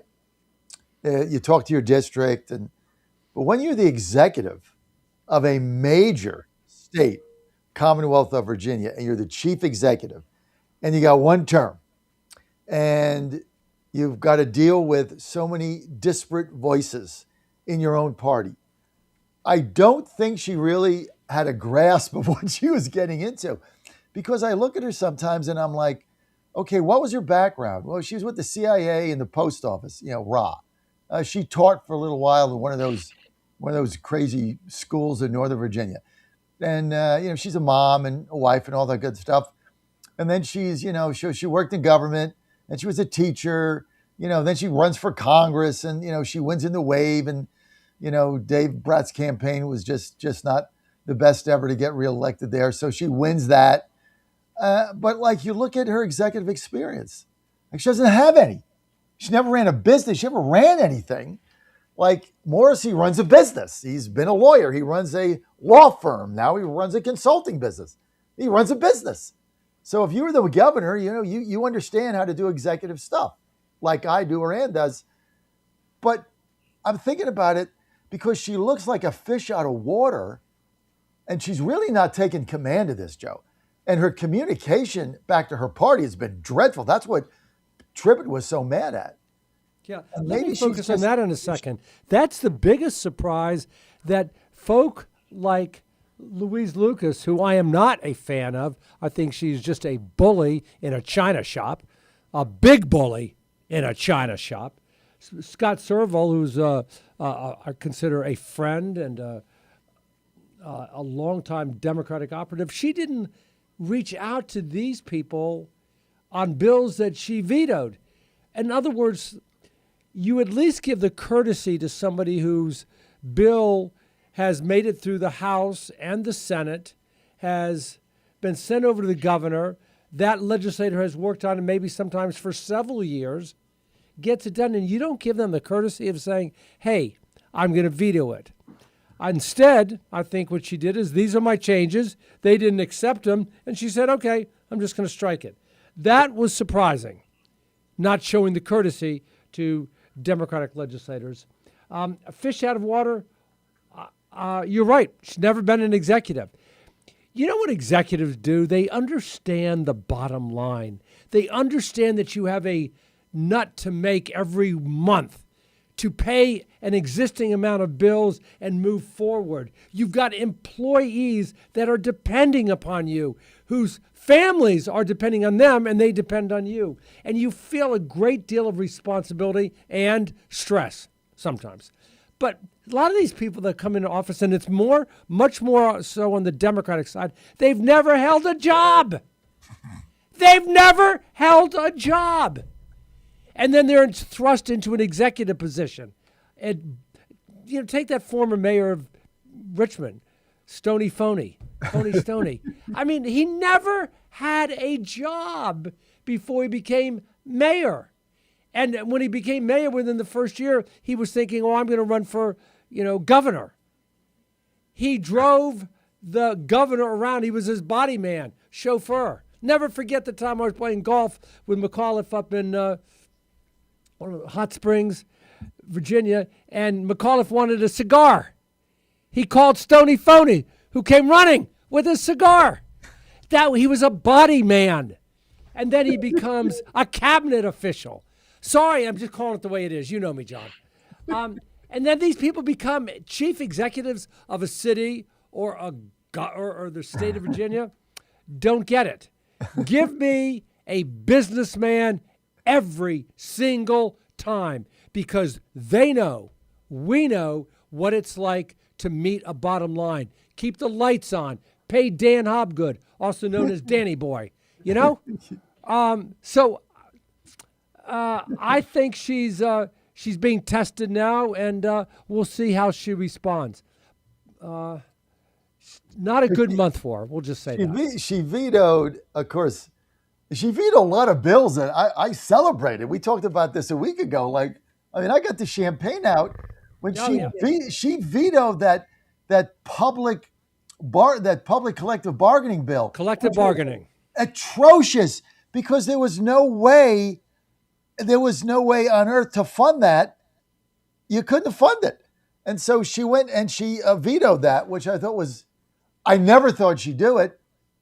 First she tried to kick it down the road to 2030 when she's out of office or something. That was stupid. And then she just vetoes it because people were calling her up and saying, I won't be able to fund my government. The only alternative I have is to raise the mill rate on property taxes to fund the money that somebody else decides to do. You can't sign this.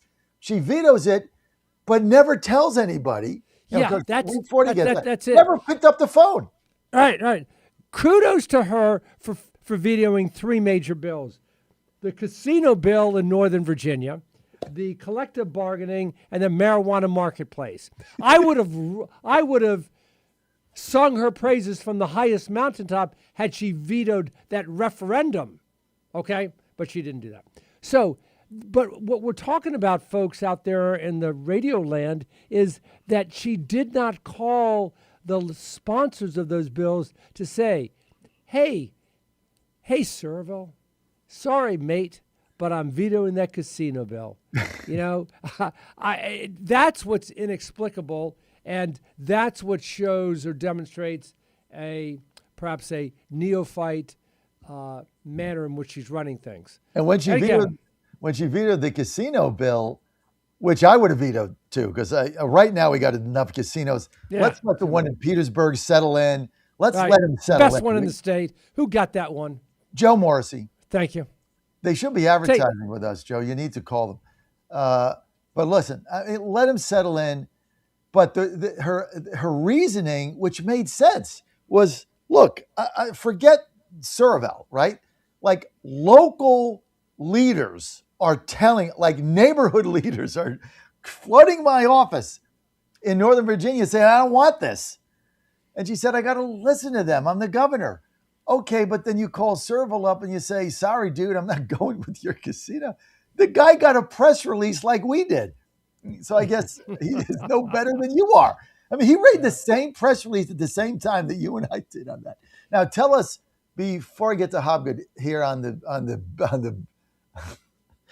bathrooms, what are the tampons in men's rooms or something, before we get to Hobgood. So she vetoes the marijuana retail bill. Tell us about that. Jim, is it you going to take that up, Jim? Oh, I can. Yeah, let me start, John, by telling you that the NCAA baseball championship, in my opinion, is the hardest title to win. As you say, you start double elimination, then you go best of three. If you get to Omaha, you go back to double elimination, and then ultimately the final series is best of three. I say this as a UVA guy who has won a national championship in 2015 and lost one in 2014 and has been to the College World Series multiple times. So good luck to the Mountaineers. It's a great spectacle.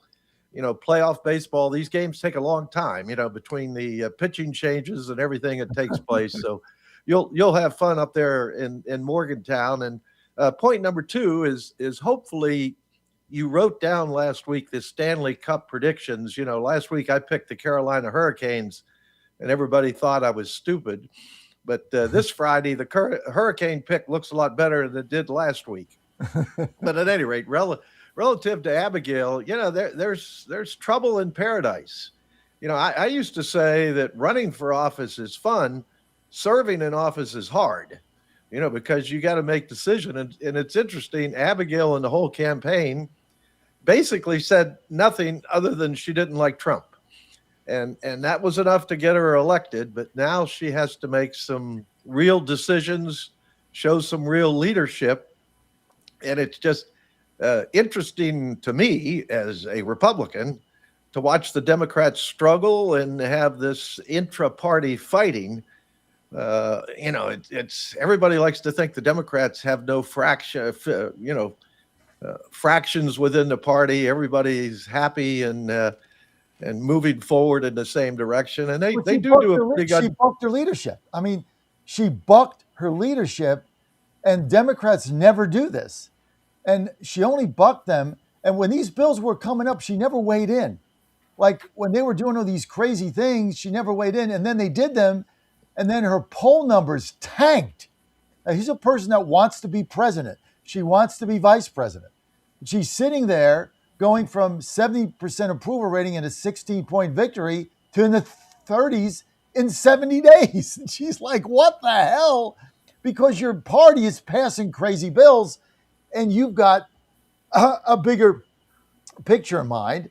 And now we're getting tampons in the men's room in UVA. Now, you're a big UVA guy. What's the deal with that?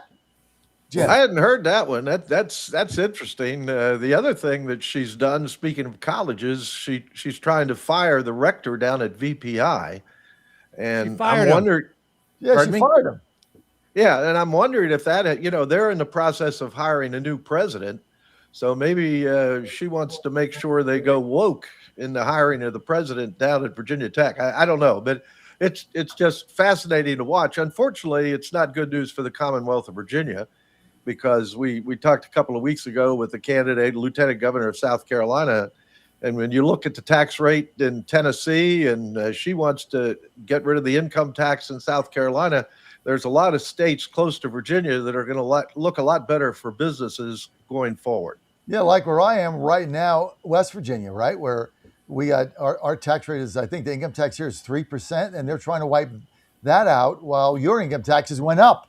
So why the hell would anybody stay there? I mean, it doesn't make any sense. Businesses are going to get out. All right, we got Saxman in.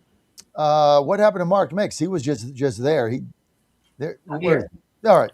So Mark, we got Saxman in. Thanks for joining us today on the Virginia Gang. Look, Mark, we got to take a victory lap because you and I have railed against this collective public bargaining bill since it first reared its ugly head out of some committee or some guy introduced the bill. We never thought she'd veto it. That thing, I mean, she just blew it to pieces. It's gone. Now they're going to try to bring it back the next section. She'll veto it again. So what is your reaction to this, Mark Mix? Well, I want to thank Chris and Senator Morrissey too. They had something to say about this. Senator Morrissey voted against it, and Chris, thanks for you mobilizing folks as well. You know, it's an interesting story, and John, I mean, there's one day of happiness, but the battle is going to come back. It's not the end of the war; it's a battle, and they're coming back with it.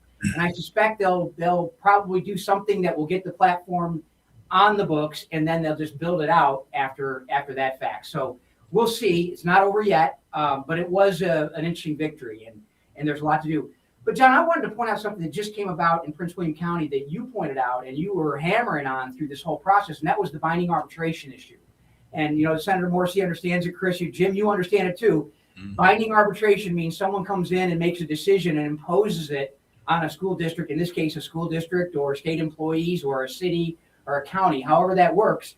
But in Prince William County, the school board there tried to fire a union official who was convicted, or not convicted, but accused, and apparently there wasn't a question about misusing union funds.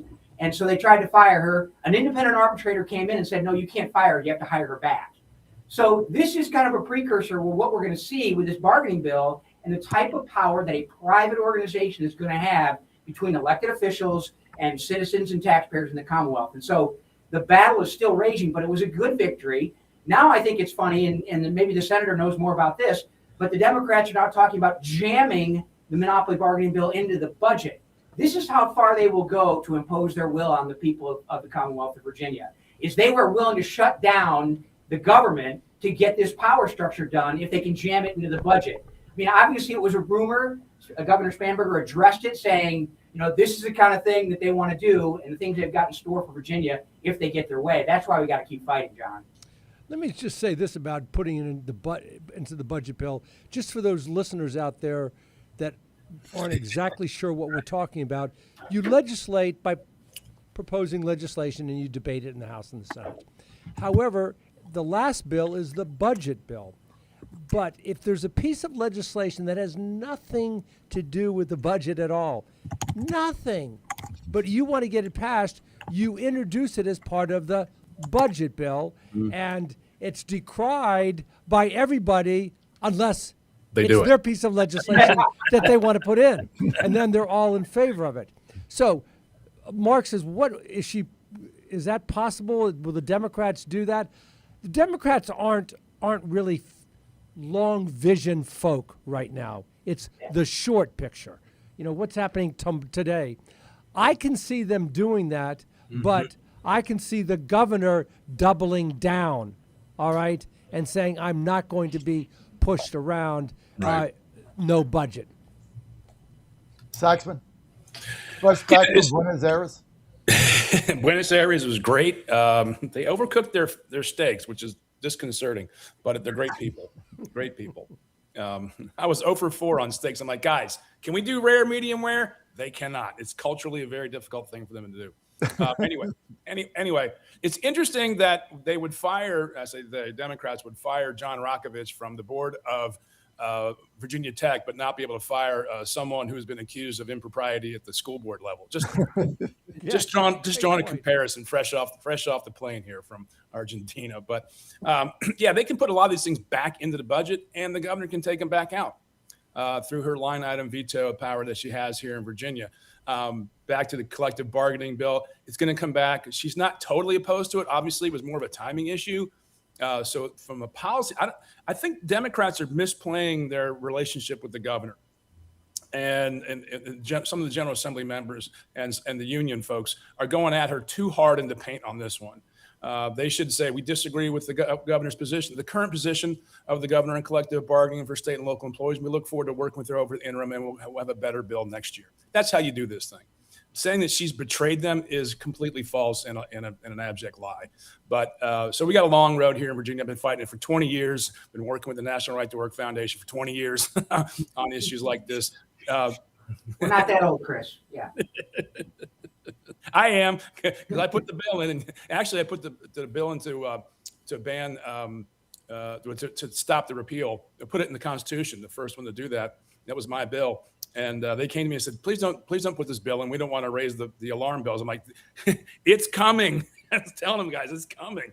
You're right. So you're a visionary. Well, So Mark Mix, Joe was saying that they might try to sneak this collective bargaining now into the budget, because for those listeners outside of Virginia, we don't have a budget. Yeah. And they run out of money June 30th, and the Democrats have super majorities in both houses and a Democratic governor, and they couldn't pass a budget. They don't have one. So now they got to get one. They got a month before we run out of money in the Commonwealth of Virginia. But then the Democrats are going to sneak that in. Now, does she have to veto the whole budget, or could she line item that out, Mark Mix? Yeah, I think she has a line item authority to do it. But, if they push and they want to, I think from a standpoint of the optics of it, they're saying that they're willing to shut down the government over this power grab by union officials. And obviously, the one thing that's going to happen, we know already, the city of Richmond's a great case study. They had one labor classification whose wages increased 38% after they got a union bargaining agreement. We saw it in Fairfax County, where the county commission approved an increase for teachers and then had to rescind it because the money wasn't there in the budget. So they're using the optics of this they are willing to do whatever it takes to give, as Scott Surville said, 500,000 employees over to the Service Employees International Union. This means a lot politically. It means a lot financially for the unions. And so it goes to show you how far they want to push to get this done. Now, the senator, I think, correctly stated that she could wipe it out. And to Chris's point, this creates even more conflict between the governor and the state legislature. I think I want to encourage that. That's my thought. But let's agree. The unions have 100% fidelity towards not fiscal responsibility, but their members. Mm-hmm. That's it. That's all they care about. I'm not saying right or wrong. That's their loyalty. That is the bottom line. But you want to bust a budget in almost every municipality in the Commonwealth of Virginia, raise the real estate taxes a nickel, it passes collective bargaining. Yeah. There are no fiscally responsible people, that might be a little bit of an overstatement, on those union officials. It's how do I get the most money, and I don't care if it busts the budget. And it will. Can you imagine a small town in Southwest Virginia that gets collective bargaining, and then all of a sudden, in order to pay for that, we're going to raise your taxes, property taxes, a quarter. Oh my goodness! It's more than a quarter. I think Scott County or Wise County did a study on it, and they would have. I think they're currently 90 cents on the dollar, or 90 on per hundred. It would go to $1.50. Ouch. It's like we're talking about 50% increases in real estate taxes for some of these localities. It's not well thought out. It's going to be very disruptive. But you're seeing what happens, and this is why FDR opposed this kind of legislation back in the 30s, because it's wrong for people to vote themselves a pay increase. It's just wrong. Well, John made the point earlier. She wanted it to take effect after she leaves office. So yeah, that's right. 2 weeks after she leaves, it would all go into effect. Or 2 weeks before, I guess it was, that she wanted it to go into effect. Yeah, what is it? King Louis XV said, "After me, the flood." That kind of fits the situation here. But yeah, no. And to the senator's point, we've already seen it. We've already seen it happen, and they're willing to go all out. And if it weren't for Democrats from Hampton Roads and Norfolk and Chesapeake and the school board president in Prince William County who said, quote, "This will be the largest tax increase in Virginia's history," and he's right about that. 70% of the counties, I think, in Virginia sent resolutions to the governor saying, "Don't do this to us," for exactly the reason Chris pointed out. And I think hopefully the governor looked at it and said, wait a minute, there may be too much here. And I think, well, obviously there was too much there in the original bill, in the bill they jammed back to her after she made up amendments. But again, to the opening point, I think they're going to get the platform, unfortunately. It's just a question of how much they add into it to get it passed. And then, Senator, they'll come back to you every year with some additional additive to the program that gets their power to where they want to be. And that was the bill they introduced and the bill that the governor said, "I'm not signing." Well, let's remember the localities in Virginia already have this ability. The General Assembly granted them the ability to do this if they want to, if they choose to. This forces and mandates collective bargaining by state and local employees. But remember also, it leaves out the employees of the General Assembly itself. Yeah, right. They don't want their own. Right? That's one of the greatest hypocrisies I think I've ever seen in my time in the legislature, and since. It's amazing. And also, I think the university employees are left out too, which is a substantial amount. Yeah, the faculty. Servo wanted to get the lower employees, kind of the administrative staff. He wanted to get that in there. That was one of the issues. But the professors and others, I don't think. And then the home health care workers, which was another 200,000 workers that they wanted to put in as well. Who really aren't public employees. Not employees for purposes other than being in the union. Right. You know, look at where their pedigree is. I remember sitting in the House of Delegates and looking across at the other side, including my friend Chris Saxman, and there were businessmen and businesswomen sitting across the other side. And they would discuss things, the financial impact of a bill. And I could look around at some of my Democratic colleagues, and they're in the Neanderthals when it comes to that. They don't understand it because the vast majority of them were not business people. And if you're not a business person, you don't care about the bottom line because the government has unlimited amounts of money because there's a printing machine that can print it. And that's their mentality. Whereas I saw a much more prudent legislation coming from the Republicans on the other side because they know at the end of the day, you got to pay for this. In the Senate, I remember I'd see some of this legislation going on, and I'd look at people like me that were businessmen. I'd look at Linwood Lewis, John Bell, Chap Peterson, and we were always kind of together on financial matters, and we were with a lot of the Republicans. But the Democrats that don't have businesses, that don't have jobs, that don't run businesses, they don't get it. Nope. There was at one time I was going to introduce legislation, somewhat tongue-in-cheek, that said in order to be a legislator, you either have to be a Division I or II, III athlete, or you have to run a business. But the point being made is that you got to have some modicum of financial acumen in order to run a government. The D's don't have that. Many of them. I look at the Senate, and they work for these most liberal organizations. They get the paycheck. They don't got to go out and build something. If you don't have to. I remember Fredericks. I worked with him when he started his radio station.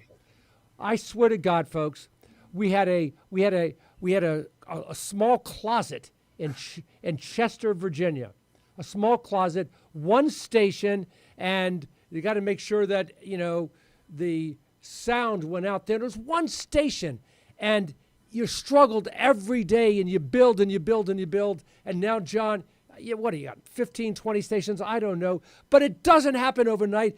Government doesn't give it to you. You've got to work and you've got to struggle. But a lot of Democrats don't understand that because they're not business people, and that's coming from somebody that sat on that side. You know, Joe, another example of that is paid family leave. You know, I think John said last week, you know, if somebody leaves for having a baby or a family, he's got to replace that person. So you're basically paying twice for the same job. I mean, small businesses, like, they don't get it. I mean, small businesses can't absorb that. Like, I'm all for maternity leave, and, you know, you take your vacation, and then you should have your job back. I have no problem with that, you know, but I got to hire somebody else. But now what they want me to do is if Mr. Hobgood, if your son, who's an employee of ours, Dan, says, Danny boy. Danny boy says, you know, I got, I don't know, pick something. Somebody in my family had a problem. I have to grieve, whatever it is. I'm going to be out. I think the maximum is 16 weeks. That's 4 months. I'm going to be out 4 months. Like, I pay him according to this bill. But then he does my show in the morning. So then I can't have Michael come in and do it every day. He can do it for 2 weeks. Then we got to go out and hire somebody and pay them. Now we're paying Dan and somebody else. That's out of my budget. I mean, it's insane. I mean, people that don't run businesses making these crazy decisions like, oh, that's good. You know, people should have the ability, like, we're all big companies made of money when, you know, like you said, Joe, you used to. If they run a restaurant, a flower shop, a mortuary, a real estate company, an insurance company, a dental office, John Bell ran a packaging delivery firm, you get it. You get it. You understand it. But if you're one of those Democratic senators that sits in there and just gets the paycheck and it doesn't have to have any financial responsibility. They understand it. They exempted themselves from this law too. State employees are not part of the Paid Family Medical Leave Act in Virginia. They exempted their own employees from collective bargaining. Why? They know they don't want to pay that out of their budgets. They know that's going to hurt their General Assembly budget if their employees are unionized and work against them. Look, Democrats know this, and they tell me privately that unions are awful to work with. They're awful to work with. That if it wasn't for the money, they would be anti-union. That's the bottom line here. That's the bottom line. Crazy stuff. It's money. I want to talk before. I'm trying to get a handle on this. We're with the Virginia gang, so this is a topic that's relevant to everybody. This of all the things she vetoed, other than the casino, which I just laughed my ass off for like a week. I'm still laughing about that veto. Every time somebody brings it up, I laugh. But this is the other thing she vetoes is what they pass marijuana, whatever. I don't do it, so I don't know anything about it. But she vetoes the retail marijuana thing. The hell was that about? Like, what? If you pass it, you got to sell it. She doesn't want to sell it, but they passed it. What? Somebody explain this. Well, the cannabis retail bill was I think could be more about Louise Lucas, because that was her one of her businesses, the state senator and finance chair, Louise Lucas. But to Abigail Spanberger's credit, this is probably going to drive some of your. That would never be a reason, Chris. That vengeance, that personal vengeance. No, not in politics. It's crazy to think about in politics. But she to Spanberger's credit, she's done a lot of work. She's called a lot of governors and said, "Hey, how does this work in your state? What should I do? What are the pitfalls here?" So she's been doing the work, albeit she's not been in great communication with the General Assembly throughout the process. But this might be more politics than policy. So what led her to veto you being able to open up a store and sell pot? I don't know if it's whether to open it. I don't know how many licenses are available, but I'll have to go back and take a look at the veto language that she sent down with it. But since that was Louise Lucas's bill, I see more of a shot across the bow for Louise Lucas than anything else. Has the pot? We've had medicinal marijuana shops in Virginia for a while, where you get a card, and it's really easy to get that card. Yeah. You go into a medicinal marijuana shop, and there's a phone bank, and you press a button. Somebody answers it. Can I get a marijuana card? And 10 minutes later, it comes across the fax machine. You can get marijuana delivered in 30 minutes in the state without a legal retail license. Let's be honest. It's not like it's hard to find. And that's what Louise had, a marijuana shop. We won't get into the fact that then she's passing legislation dealing with retailing marijuana. Well, that's why that's probably why they raided her. But I want to get to Mark. Yeah, but when you look at the states, Mark, that have gone all in on pot, right? And I'm not a pot guy, so I don't know anything about it. So total ignorance.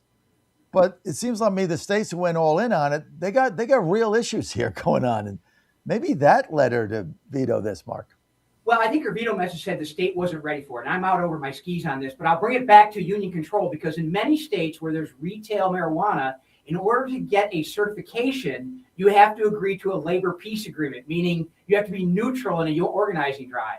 We've got, right now, we're litigating on behalf of employees on bud tenders and field supervisors that are trying to get out of unions in states that have the certification, saying you must be neutral in union organizing drives in order to get a license to sell marijuana in those states. We've got cases in Massachusetts, Arizona. We've got a case in California right now that we're litigating on behalf of the workers there, that they can't get out, because one of the questions is, if they get out and the union's not there, does the certification go away? So the unions have a hand in this game too, in that they want to organize the marijuana industry, the production side of the marijuana industry, and the retail side.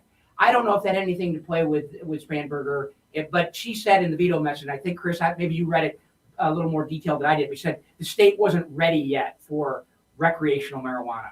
I don't know what that means. Well, that was the purpose of the legislation, was to set up a regulated market and have control over it. So again, I don't know if her work with other governors and conversations with other governors told her to slow this thing down a little bit and get more involved. But one of the mistakes I think the Spanberger administration did was they were very quiet throughout the legislative session and not engaged in the development of this legislation, which I think in hindsight they would prefer to go back and re-engage the General Assembly. But so a lot of relationships over this veto impasse, vetoes that have been signed by the governor have caused a lot of problems in their relationships. Well, maybe she went to Denver. Maybe she went to Denver for a day and walked on the streets of downtown Denver, because if you want to see it in full bloom, and now the people in Colorado are trying to pull that back, the power of the recreational marijuana. Really? If you look at the cannabis shops there, just the odor, the whole situation. Downtown Denver's disgusting. Crazy, yeah. Disgusting. Hey, you guys are more expert than I am, but are they going to get the budget thing done by June 30th? Yeah, I think they will. I think what the strategy of the Senate is to give Spanberger as little time as possible to amend it. But the budget, that's why she called for a new budget revenue forecast to hopefully see more revenue coming in, so they won't have to rely on the taxes on the data centers, which would create a real problem in that industry. Virginia's a leading data center capital of the world. And that's a real problem for the development of all these different data centers. Would have, 40 different data centers, there's 40 different business models, and they all had to sign an MOU with the state saying that the exemption was going to be in place before they went to the capital markets. I won't belabor the conversation, but to your question, with the reforecasting of the revenue, she can come in and say, let's do different budget numbers and not raise taxes. But Louise Lucas, Senate Finance Chair, knows this, and she's going to run this thing as close as she can to the June 30 deadline to give Spanberger a little time to react to the budget and pass it back and forth for final passes. So it's going to be a real problem. I think they get it done. The bond market doesn't play around with these kinds of things. If they go past June 30th, the shutdown will cost us our AAA bond rating, and borrowing across the Commonwealth will go up considerably for state and local governments. Isn't the fallback, Chris, when you don't have a budget? And I can't remember once when we haven't. It used to be by the end of the General Assembly session, you'd have a budget. Then we got in the last 15 years, it's like it became the flavor of the day to go beyond that and eventually get it by June. But Chris, isn't the fallback, if you don't have a budget, you revert to the past one? No. No? No. Well, there's an underlying budget that is the caboose budget, which funds through the rest of the year. But the new fiscal year begins July 1, and that has to be in place, or you do start, revenue or money doesn't go to the localities and school districts and all the different elements that they're involved in. So it's not like the federal government where they can just. And that has never happened in Virginia where the money was not available. Correct. I forget what year it was. They passed what they came up with is called skinny budget, where they passed a budget that said, we'll pass out we'll fund certain things but not everything, and that's just bad government and bad performance of government. So hopefully they get this done in the next 2 or 3 weeks and But it's getting dangerous. This is getting dangerous because they're not even meeting. So the House and the Senate negotiators. So that's a problem. What a mess. What a mess. And the staff isn't meeting either. They're being told not to meet. That's a real problem. I want to get back to Mark Mix. Mark, I'm going to go to California, where they just allowed union bargaining for the gig workers on the rideshare. I guess Uber, Lyft, there might be another one out there. First time it's happened. Now they're unionized.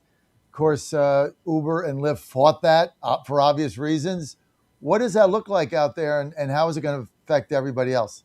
Yeah, California's doing it. The big news this week, John, was Massachusetts. Basically, the Teamsters went to the state board over this and said, hey, we've got 25% of what are the 100-plus hour Uber drivers during a certain period. They call them the franchise Uber drivers. I'm not sure how many there are, but right now in Massachusetts, today, 70,000 Uber drivers have been made members of the SEIU and one other union that is behind the back door operation for what's called the App Union in Massachusetts. That's the big story. Obviously, in California, they tried to do it. They started in Washington State. Seattle City Council passed a resolution and a regulation saying Uber drivers had to be unionized. We entered that litigation as well as the Chamber of Commerce. It went to the Ninth Circuit. The case went away. So then we had the ballot issue in California you're talking about. Uber and Lyft spent something like $200 million to oppose the ballot initiative to stop it. It went into place out there. So they're kind of doing it.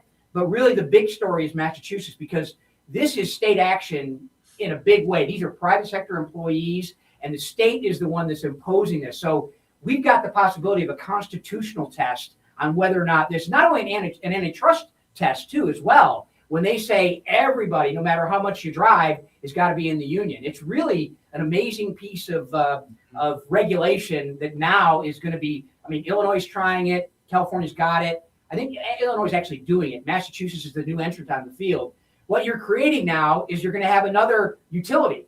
Basically a taxi utility, and that's the state's going to end up regulating it, which drives out the whole concept of why Uber and Lyft were appealing. They were private sector solutions to a monopoly that the taxi organizations had. So we'll see what's happened. There's litigation here. We've got a client now in Massachusetts, so we'll be involved in litigation as well up there.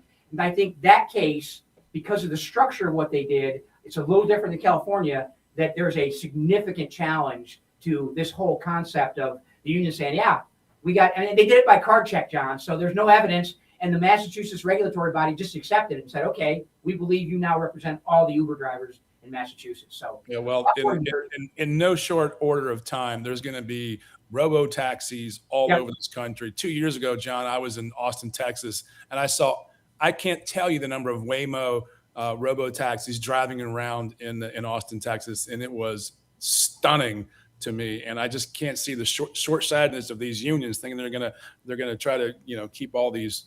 Did you take one of those? Did I? Yeah. God no. I wouldn't either. I'm not going to get no robo taxi. I wouldn't let my wife go in one or my cat. The hell's going to a robo taxi? Yeah, it was my daughter has it on one of her Tesla that I drove up from Virginia to upstate New York because she had one shipped in here, the damaged thing, and they had to be shipped here. And I drove it up there, and I'm driving along, and I call my son, who also has a Tesla. He goes, "Hey, do you have that self-driving feature?" I said, "Yeah, I think yeah." I said, "Yeah, it's installed on this particular one." He should do it. I'm like, the hell? I'm not going to turn over a robo taxi in the middle of this interstate in upstate New York where I don't know where the hell I am. And I was like 10 miles outside of Cooperstown when he was telling me this, John. I'm like, there's no way in hell I'm going to do that. You're out of your mind that I'm going to give this thing over to a robot. So the Massachusetts thing. So basically, what they said, if you're an Uber or rideshare driver, you have no choice now, right? You have to join the union.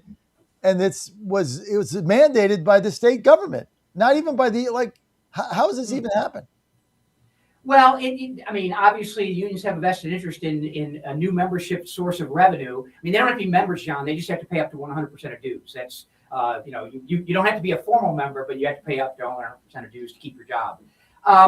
Look, these are the new frontiers for organized labor. To Senator Morrissey's point, business people respond to it. Like as Chris said, Waymo gets created because all of a sudden there's this new regulatory scheme, And business people's like Elon Musk say, well, we can fix this. And whether we can adapt, all of us can adapt to a robot car. I think my kids can. I think my kids have done it. And somehow they're more trusting.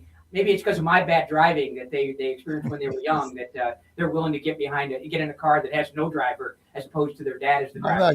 I'm not going to get into some robo. There's no shot at that. This is not going to happen at my age. You'll get on a plane that does it anyway. I guarantee it. Yeah.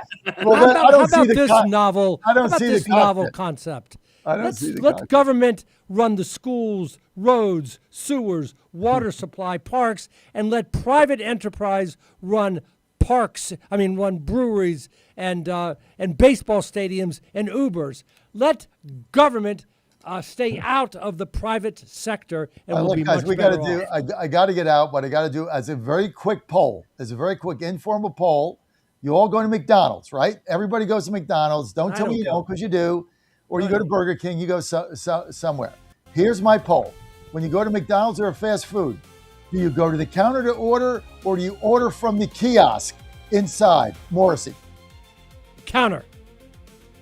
Mr. Hobgood. Counter. Saxman. I do both. Depends. Mix. Kiosk. What? Kiosk. Kiosk. Coffee. Yeah, it was easy. Me, counter. I won't do the kiosk. I want to go to the counter. I don't know how to do the kiosk. Well, sometimes you got to, but my kids do. My twins, four do. I don't. I want to hit those buttons. I think it is a factor of age. I just want to go to the counter and say, Egg McMuffin, coffee. I mean, what is? I don't want to go through the digital thing. It's Egg McMuffin, black coffee. What is so hard about that? Yeah, Jim, I'm still pretending to be young, so that's. Hey, John, enjoy the baseball today. Okay, guys, I got to go. 3:00 is our pregame show. Mountaineers first pitch 5 at 12. Kentucky, Wake Forest. But 3:00.